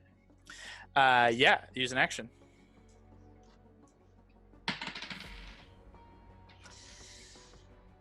Investigation? Yeah, sure. That makes sense. 13. It is a nightmare come to life directly before your eyes. You see this. You go to click it on, and you feel the energy there, and there's just something holding it back. You look towards, foolishly, you look down the barrel of the gun, so to speak. It's like, where the fuck is my blade at? But where your golden light, your pink light, should be erupting out, you see this faint black energy across the tip, almost covering it, and you can see it kind of leaking down and giving this cracked look to the hilt. Yeah, I will just stunned in horror be staring at it on top of Fern, kind of losing the battle around me. Okay. They'll end Valentine's turn and take us to Mary. Half speed to stand. Yep, I'll get up. I'll take a step out of the tent. Oh, I'll grab my... I have to grab a weapon, right? Yeah. I'll grab my bow. Okay. Bow equipped. You've gone 20 feet. Yep, I will step out of the tent, look at Val and be like, what the fuck are you doing? And can I see anything? From this position, no, unfortunately. You'd have to get south to see this guy, but you couldn't really see any there from this position, and you don't have enough dark vision to see over there. Yeah, my initial thought was to try to just get a view on things, and the one has a wall of water on it. Yep. The other one, Gordon a lantern on, and the other one's too far, so I was going to jump up on the rock on the south, if I could. I dash, because I... Yeah, you can only get to there, but boop, boop, boop. You can get up there with your bonus. Yeah. Do I see anything now? It'll take your action to make a perception check. Okay, then I'm gonna hold my just like looking around with my bow out with an arrow knocked, and I'm just gonna hold my shots until I see something. In fairness, you can see this guy here. Oh, okay. Like But as you got south, you can see this guy here. As you were here, you could see him. As you get further, 5, 10, 15, 20, 25, 30, 35, 40, 45, 50, 55, 60, you can barely see him. You may have disadvantage on the shot. Okay, then I'm gonna hold until I think I have like a good idea that I could hit something. Okay. Yeah, that's it. And okay, end of Mary's turn. These guys are stymied by a wall of water, you prick. But this guy is going to rush in and clamber up in your face. These guys are going to be forced this way.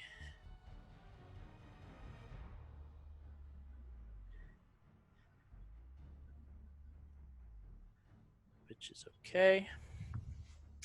Let's see. So, guy in Hondo's face is going to take 2 attacks with this spear on Hondo. One hits for sure. Natural 17. The other is only an 8 to hit. My AC is 19. Yeah, so 17 brings it total to 23. Oh, damn. Yeah, 17 on the dice. So 1 hit, not the end of the world. You take, as he pierces through, you take 6 points of piercing damage. And I need you to make a Constitution saving throw Uh-oh. to maintain your concentration. Would that guy come close enough for me to see well or no? Yeah, he would be within range as he gets closer. Kev, you're good there. Honda rolled a 14. Yep. That's just for the listener. I'll take shots at him, and now I get sneak because he's near Hondo. Yep.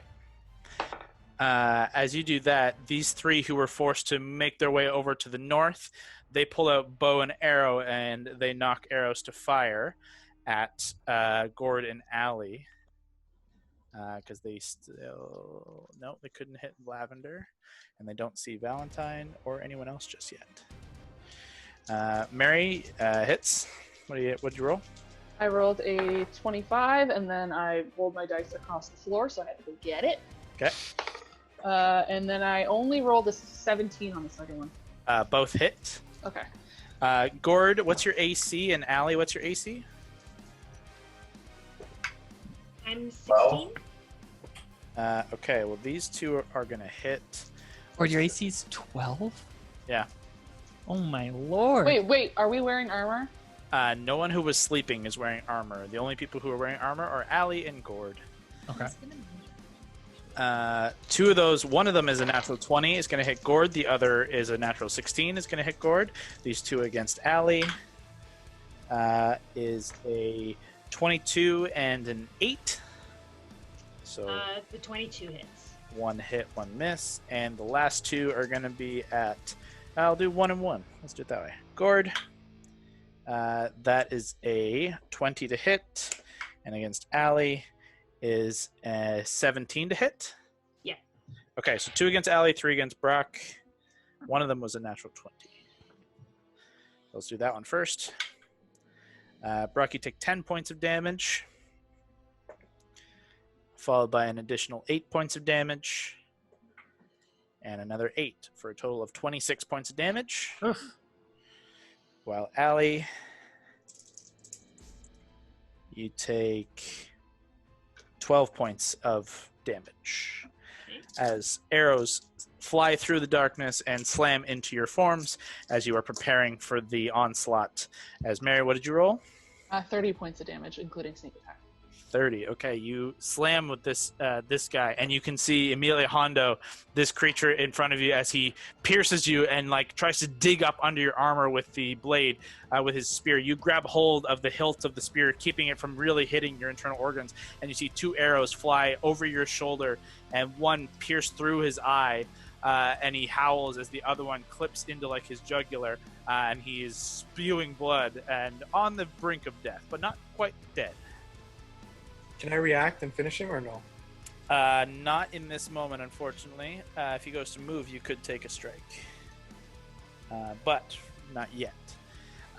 We still have 4 more over here. As 1, 2, 3, 5.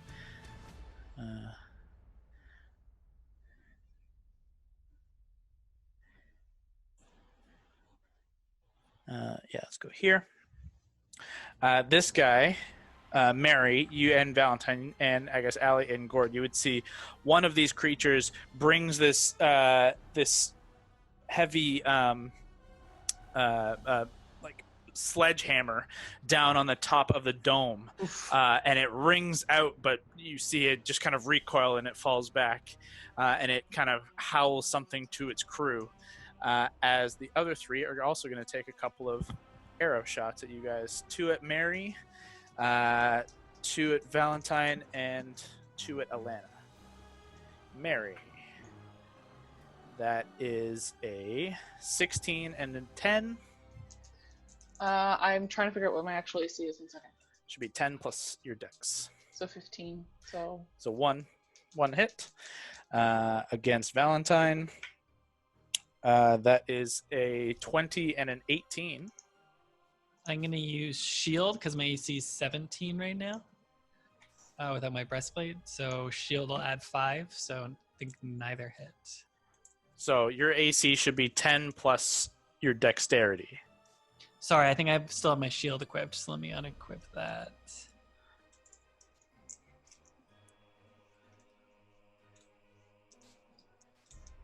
So my AC would be 14 plus 5. So 19. Yeah. So 1 hit, 1 miss. Perfect. And so yeah, 1 on each of you, and then last 2 against Alana. 1 is definitely a miss, and 1 is definitely a hit. So each of you take 1. Mary, you take 9 points of damage. Valentine, you take 5 points of damage. Allie, you take 7 points of damage. As the volley of arrows through the darkness finishes, that is the end of their turn. It is now,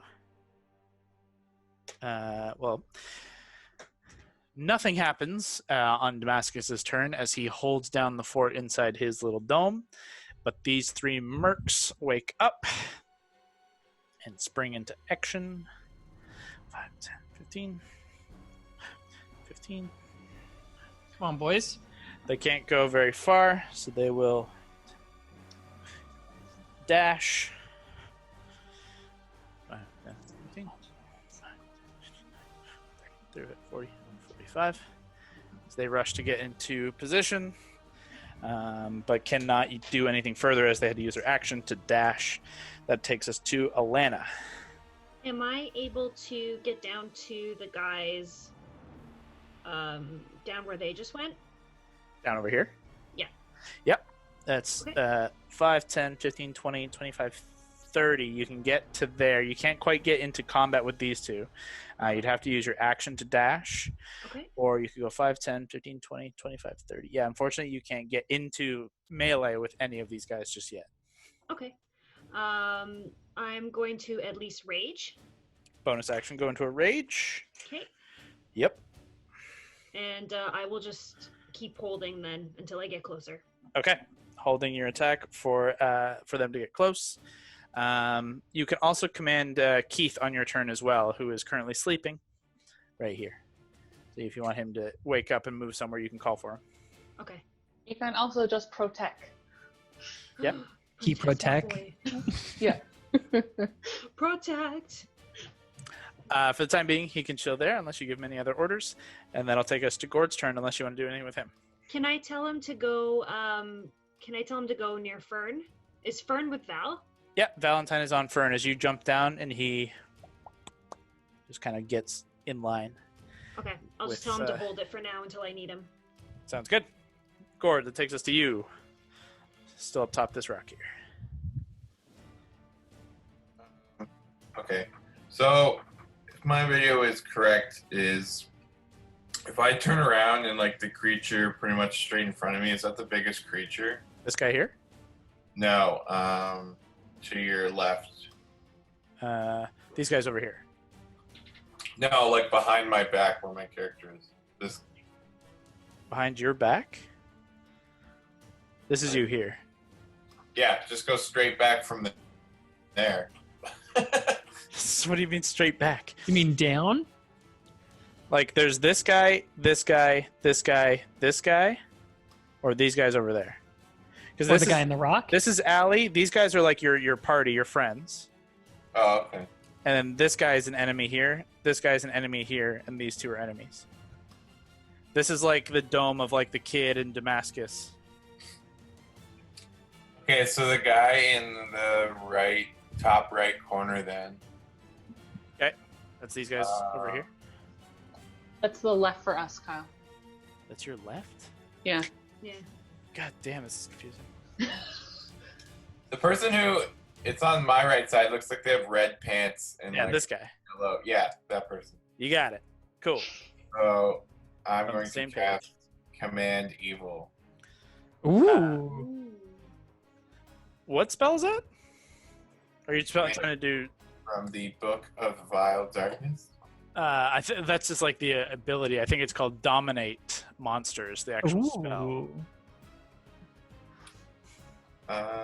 If you read further into it, I think that's what it's called. Like the actual spell. Dominate monster. Still doable though. Doing that. Absolutely. I'm just saying, like the actual spell is called Dominate Monster. So I just want to I want to see what it looks like in Brock's character sheet. So under equipment, under the book. Yeah, so Command Evil, you can cast the spell Dominate Monster. So, you summon the energies of the book, and you focus on this figure. And I'm going to roll I think it's a Wisdom save, which is a fail. Ooh. So, under your spells, there should be Dominate Monster at the bottom. So if you want to click the charge on that as you use it, what do you do here? As you attempt to beguile a creature you can see within range, it failed the save. Although it has advantage on it if you're fighting it. That's worse. While the creature is charmed, you have a telepathic link with it. As long as the two of you are on the same plane of existence, you can use this telepathic link to issue commands to the creature while you are conscious, which it does its best to obey. You can specify a simple general course of action, such as attack that creature, run over there, fetch that object. You can use your action to take total and precise control of the target until the end of your next turn. The creature takes only the actions you choose and doesn't do anything you don't allow it to. My God. Each time the target takes damage, it makes a new save. So what do you want Red Pants to do? So I'm going to tell it to attack the creature that's in front of it. Cool. Sick. Immediately, you see the energy as you just focus on the energy of the book. You focus on the forces of darkness that you've studied and learned from, and you summon it to change this creature's mind and force it into attacking its allies, which it does with advantage because it wasn't expecting that. God. Let's see. That's a natural 20. Oh, no. Yeah. This is And great. a natural 20. 2? Back-to-back nat 20s. No, this guy rules. This guy's about to fucking spear his friend. We should keep this guy, Gord. It's 14. And, what was that? Shit. What's 14 and 18, gang? 32? I'm gonna let Kevin do that one. Yeah. That guy is on death's door as both this first spear attack just shanks him in the back, and the second one, he comes up and just drags through this creature's entrails, and it just spills blood all across the ground in front of you, Gordon. You watch as the creature looks to you and gives like a subservient bow of its head, completely under your spell. Yes. Yes. Darkness.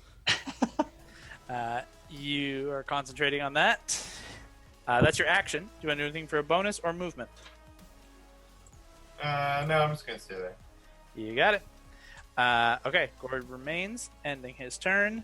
That takes us to Lavender.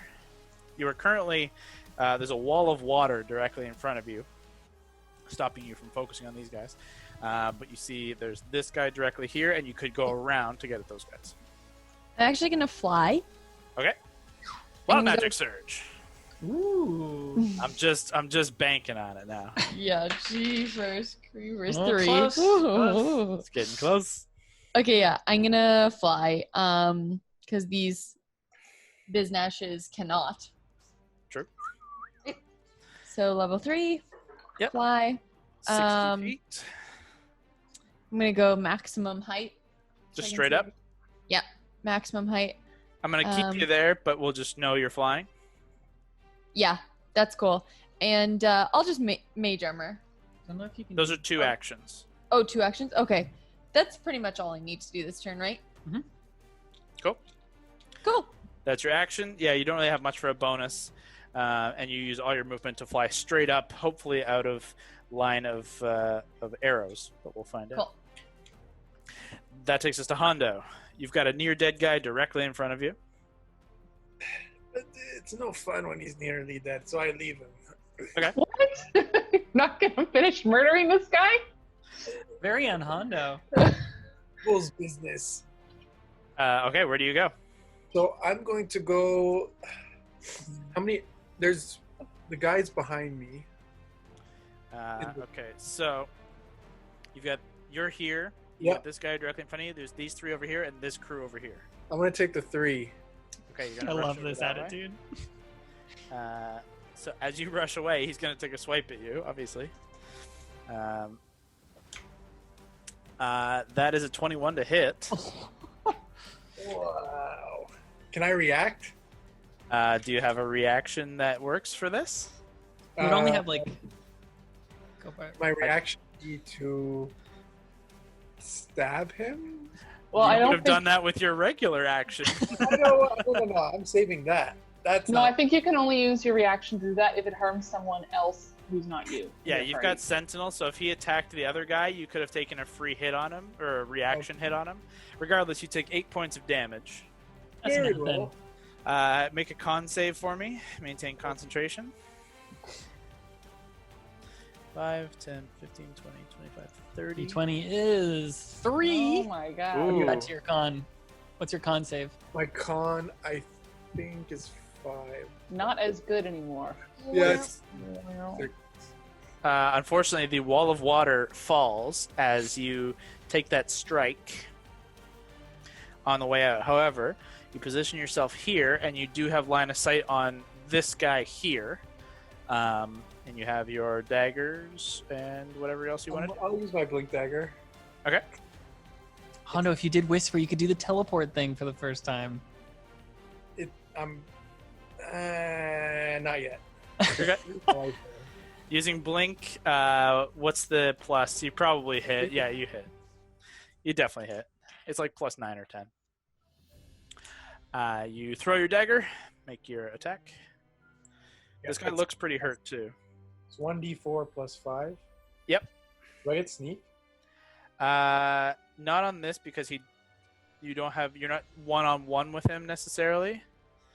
But 2 plus 5. that does do it.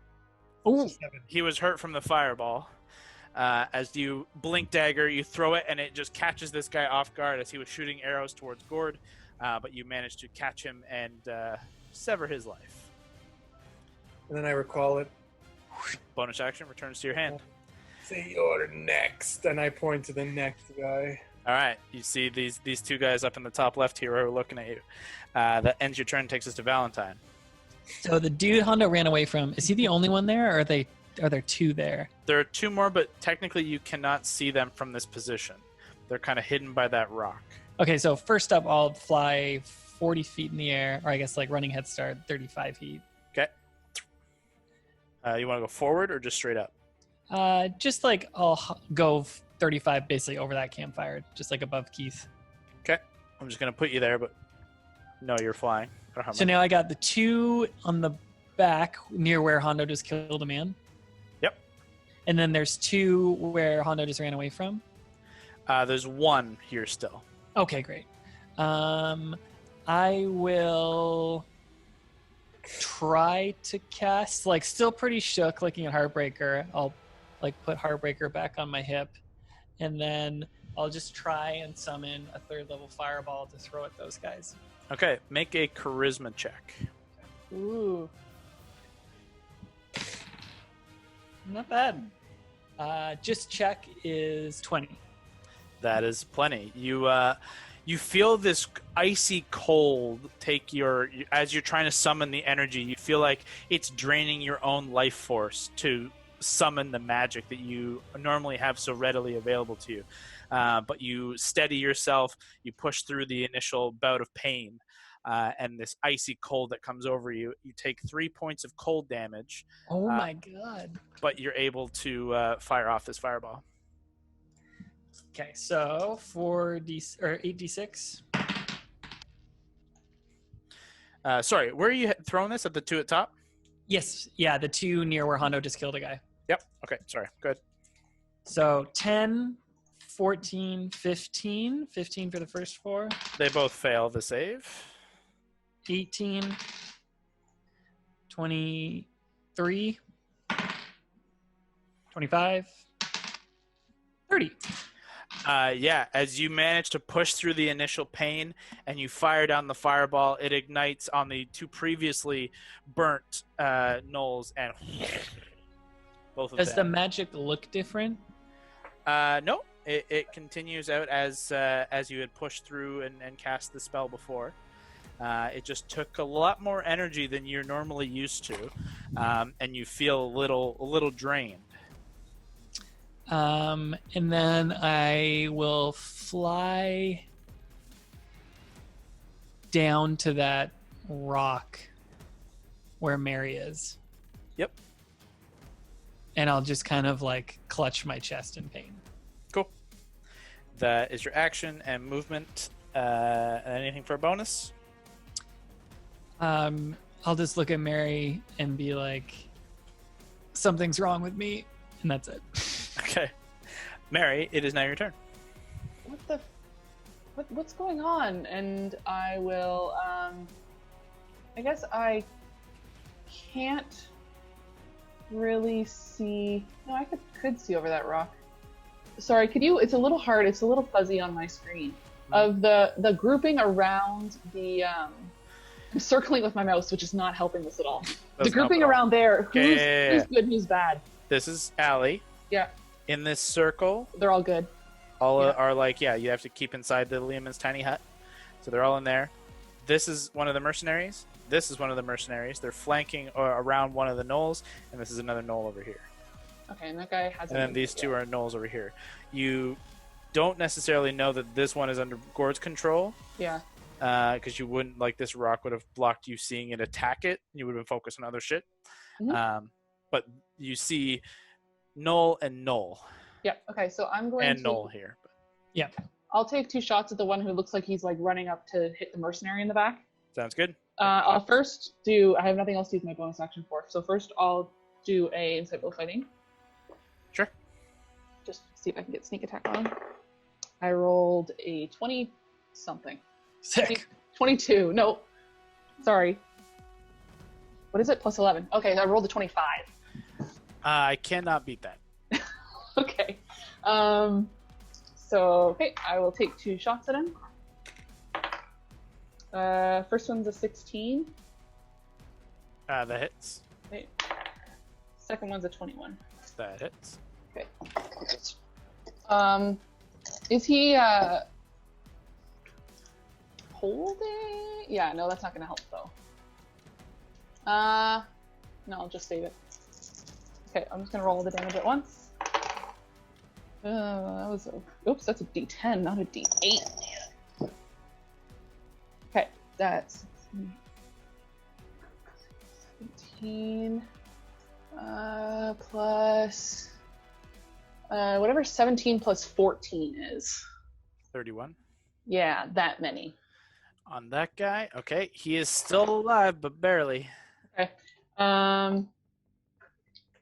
I'll just say, why? What's wrong? What's happening? Are there more of them? And I'm just gonna take a few steps. She'll just move kind of around to this side of Val, just looking around, trying to get a better beat on things. But sure, it's more for flavor than ever actually doing anything. Sounds good. That's it. That's my turn. Okay, it takes us to the Gnoll's turn. This one over here is going to make an attack against. They make 2 attacks against mercenary number 1. Oh, come on. That sucks. I think both miss. Although he doesn't have very high AC. Oh, 1 hits. Look at that. Okay, he takes 5 points of damage. This guy who you just slammed with 2 arrows kind of halts his run, and he actually begins sprinting the fuck out of here. You coward! He runs. Full dash away.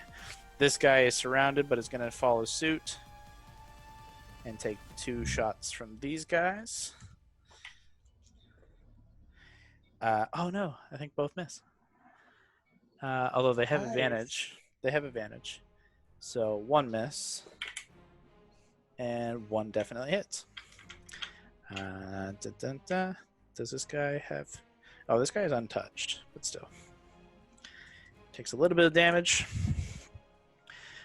5, 10, 15, 20, 25, 30, 35, 40. Yeah. He's like pretty much off the field. Gord's controlled Gnoll Let's see. Well, that's a natural 1, so that's a miss. But on the second, he does manage to finish this gnoll who was entirely useless and unsuspecting. And he skewers him with a spear and throws him in Gord's direction. Gord, you see this gnoll like carrying forward the corpse of its brethren towards you. As of right now, there is this gnoll which this mercenary is about to destroy. Yep. Chops him down. Nice. Good job, guys. The only gnoll left on the field, unless you want to give chase to the 2 who are running, is the one under Gord's control. Gord, do you want to tell us that that's true, or do you want us to murder this guy without knowledge? You can murder it. I think either is probably fine. Well, what happens is, as you don't see any immediate combatants except for this one, who you see is just kind of standing awaiting instruction. Do you have any reaction to a gnoll who is no longer fighting and wanting to kill you? Probably not on my end, but I can't speak for Hondo specifically. Hondo, would you kill a gnoll that's just standing there? Yeah, I could kill it. I honestly think if this is just playing out and we just saw a gnoll standing there, I don't know. I think we'd probably just attack it quickly. Yeah, within mere moments, even given its save from if it gets hit with damage, you can easily cut it down without any trouble. And yeah, you guys managed to very quickly and expertly defend your traveling troop. They were just looking for shelter. They thought we were a traveling band of like-minded individuals. Yeah, they were just looking to share tips and tricks of the trade, you know? Trying to provide for their family. Yeah. They super didn't murder that last people and try to get us in a trap. No, that was someone else. That was different gnolls. This is the good pack of gnolls. Yeah, these are the fun gnolls.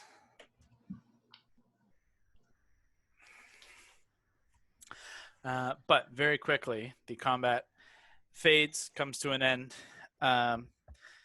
The tiny hut within that the music troupe and Azura are awake within, as Damascus is kind of keeping he has his blade drawn and is keeping his hand up just in case something goes wrong. But nothing could seem to penetrate through the dome as he maintains control over it.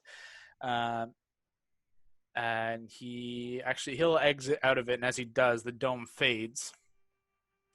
As he kind of looks over the battlefield and says, "Are we okay? Is there any fallen on our side?" I think we're okay. Good. That was well done.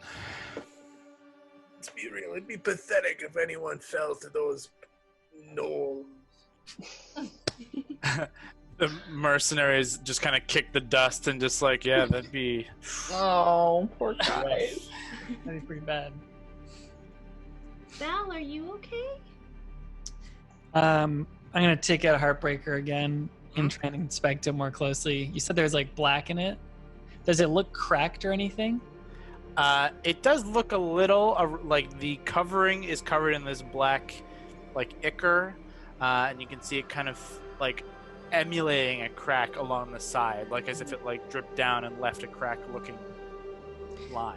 Something's wrong with Heartbreaker, and that's part of my connection to my patron. And when I tried to cast magic there, it hurt. It took more energy than it normally does. It was hard. And when it actually worked, I felt pain. I also had a bad dream with shadows in it. That's a little foreboding. Yeah, a little too coincidental too. I'll go up to Damascus. You helped us previously identify items. Have you ever encountered anything like this in your travels? Is this a curse or something? He will look over your blade. Ooh, yeah, Damascus, you fucking rolling good, son. My God.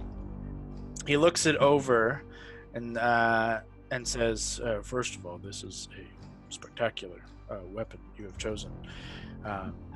And I have a little experience in the ways of acquiring power from those beyond our borders, so to speak. In this case, I understand where you draw your power from. Though I know not who necessarily, I understand its purpose.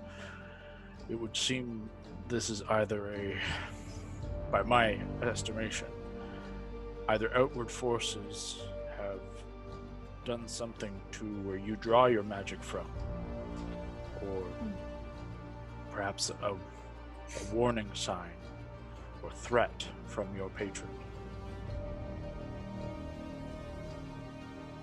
I know not your relation, obviously.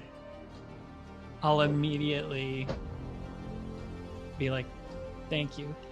And then I'll immediately just like run over to Fern. What time of night is this? This was mid to late second watch, so it's late.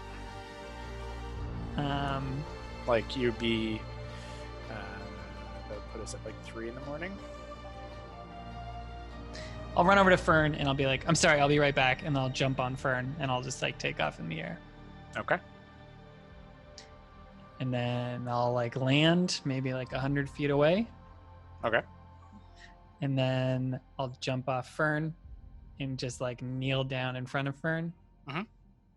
I'll have Fern like put his little like wings around us in like a little dome. I'll take out Heartbreaker, put him on the ground, and then I'll just like pray over him. And I'm gonna try and reach out to my connection with the Summer Queen, and I'll just simply say, "Are you okay?" Make a charisma check.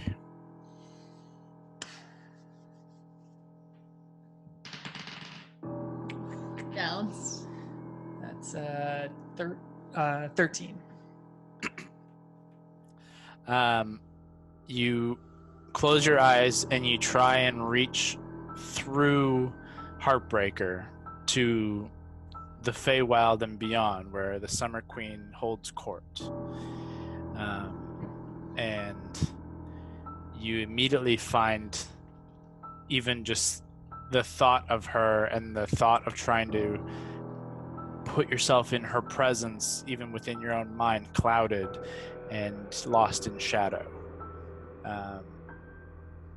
You push forward and try and break through this fog, this thing holding you back. And you can see a faint glow through where it looks like the light that the Summer Queen kind of effervescently projects. But it is difficult. And as you push forward, you suffer 6 points of cold damage. As you feel Heartbreaker, it frosts over from where this dark energy is holding back the light. And in the shadow, you see these two dark red kind of points kind of begin to form in the shadow, and a sudden blast of shadow and darkness surrounds you as these like beating of wings and cawing and just loud blast encompasses you and then dissipates. You see the Summer Queen with her hand extended outward, irradiating pure sunlight towards you and just cascading across and just erupting this like dome of shadow energy. And she looks upon you with a smile and a tear. and you kind of return to where you are sitting in the dome of Fern's feathers, and in the sand. And around Heartbreaker, you can see Heartbreaker is like fallen within the sand, as like it's just kind of shifted sand away from its blade. The crack is no longer there. However, you see this black kind of shadow begin to coalesce and take the form of a crow, which caws and flies up and out of your space. I'll just like pick Heartbreaker up and hold it to my chest, and then just put my little face against Fern. You hear telepathically through Fern a voice, and you've never heard Fern necessarily speak, and it's not Fern's voice. It is the manifestation of the voice of your patron through Fern, and it just simply says, "The Dark Crow comes." And that's where we're going to end tonight. Wow. Not great. The crow. Just gonna write that down in my book. It's Crow from the TV show Crow. That's scary. Looks like I'm praying Orcus now. Thanks for tuning in. Join us next time as the Wildcards explore Valentine's home city of Verdantia and prepare for their next great adventure into the Valenwood. There will be a new episode up every Tuesday, so stay tuned. But until then, keep exploring.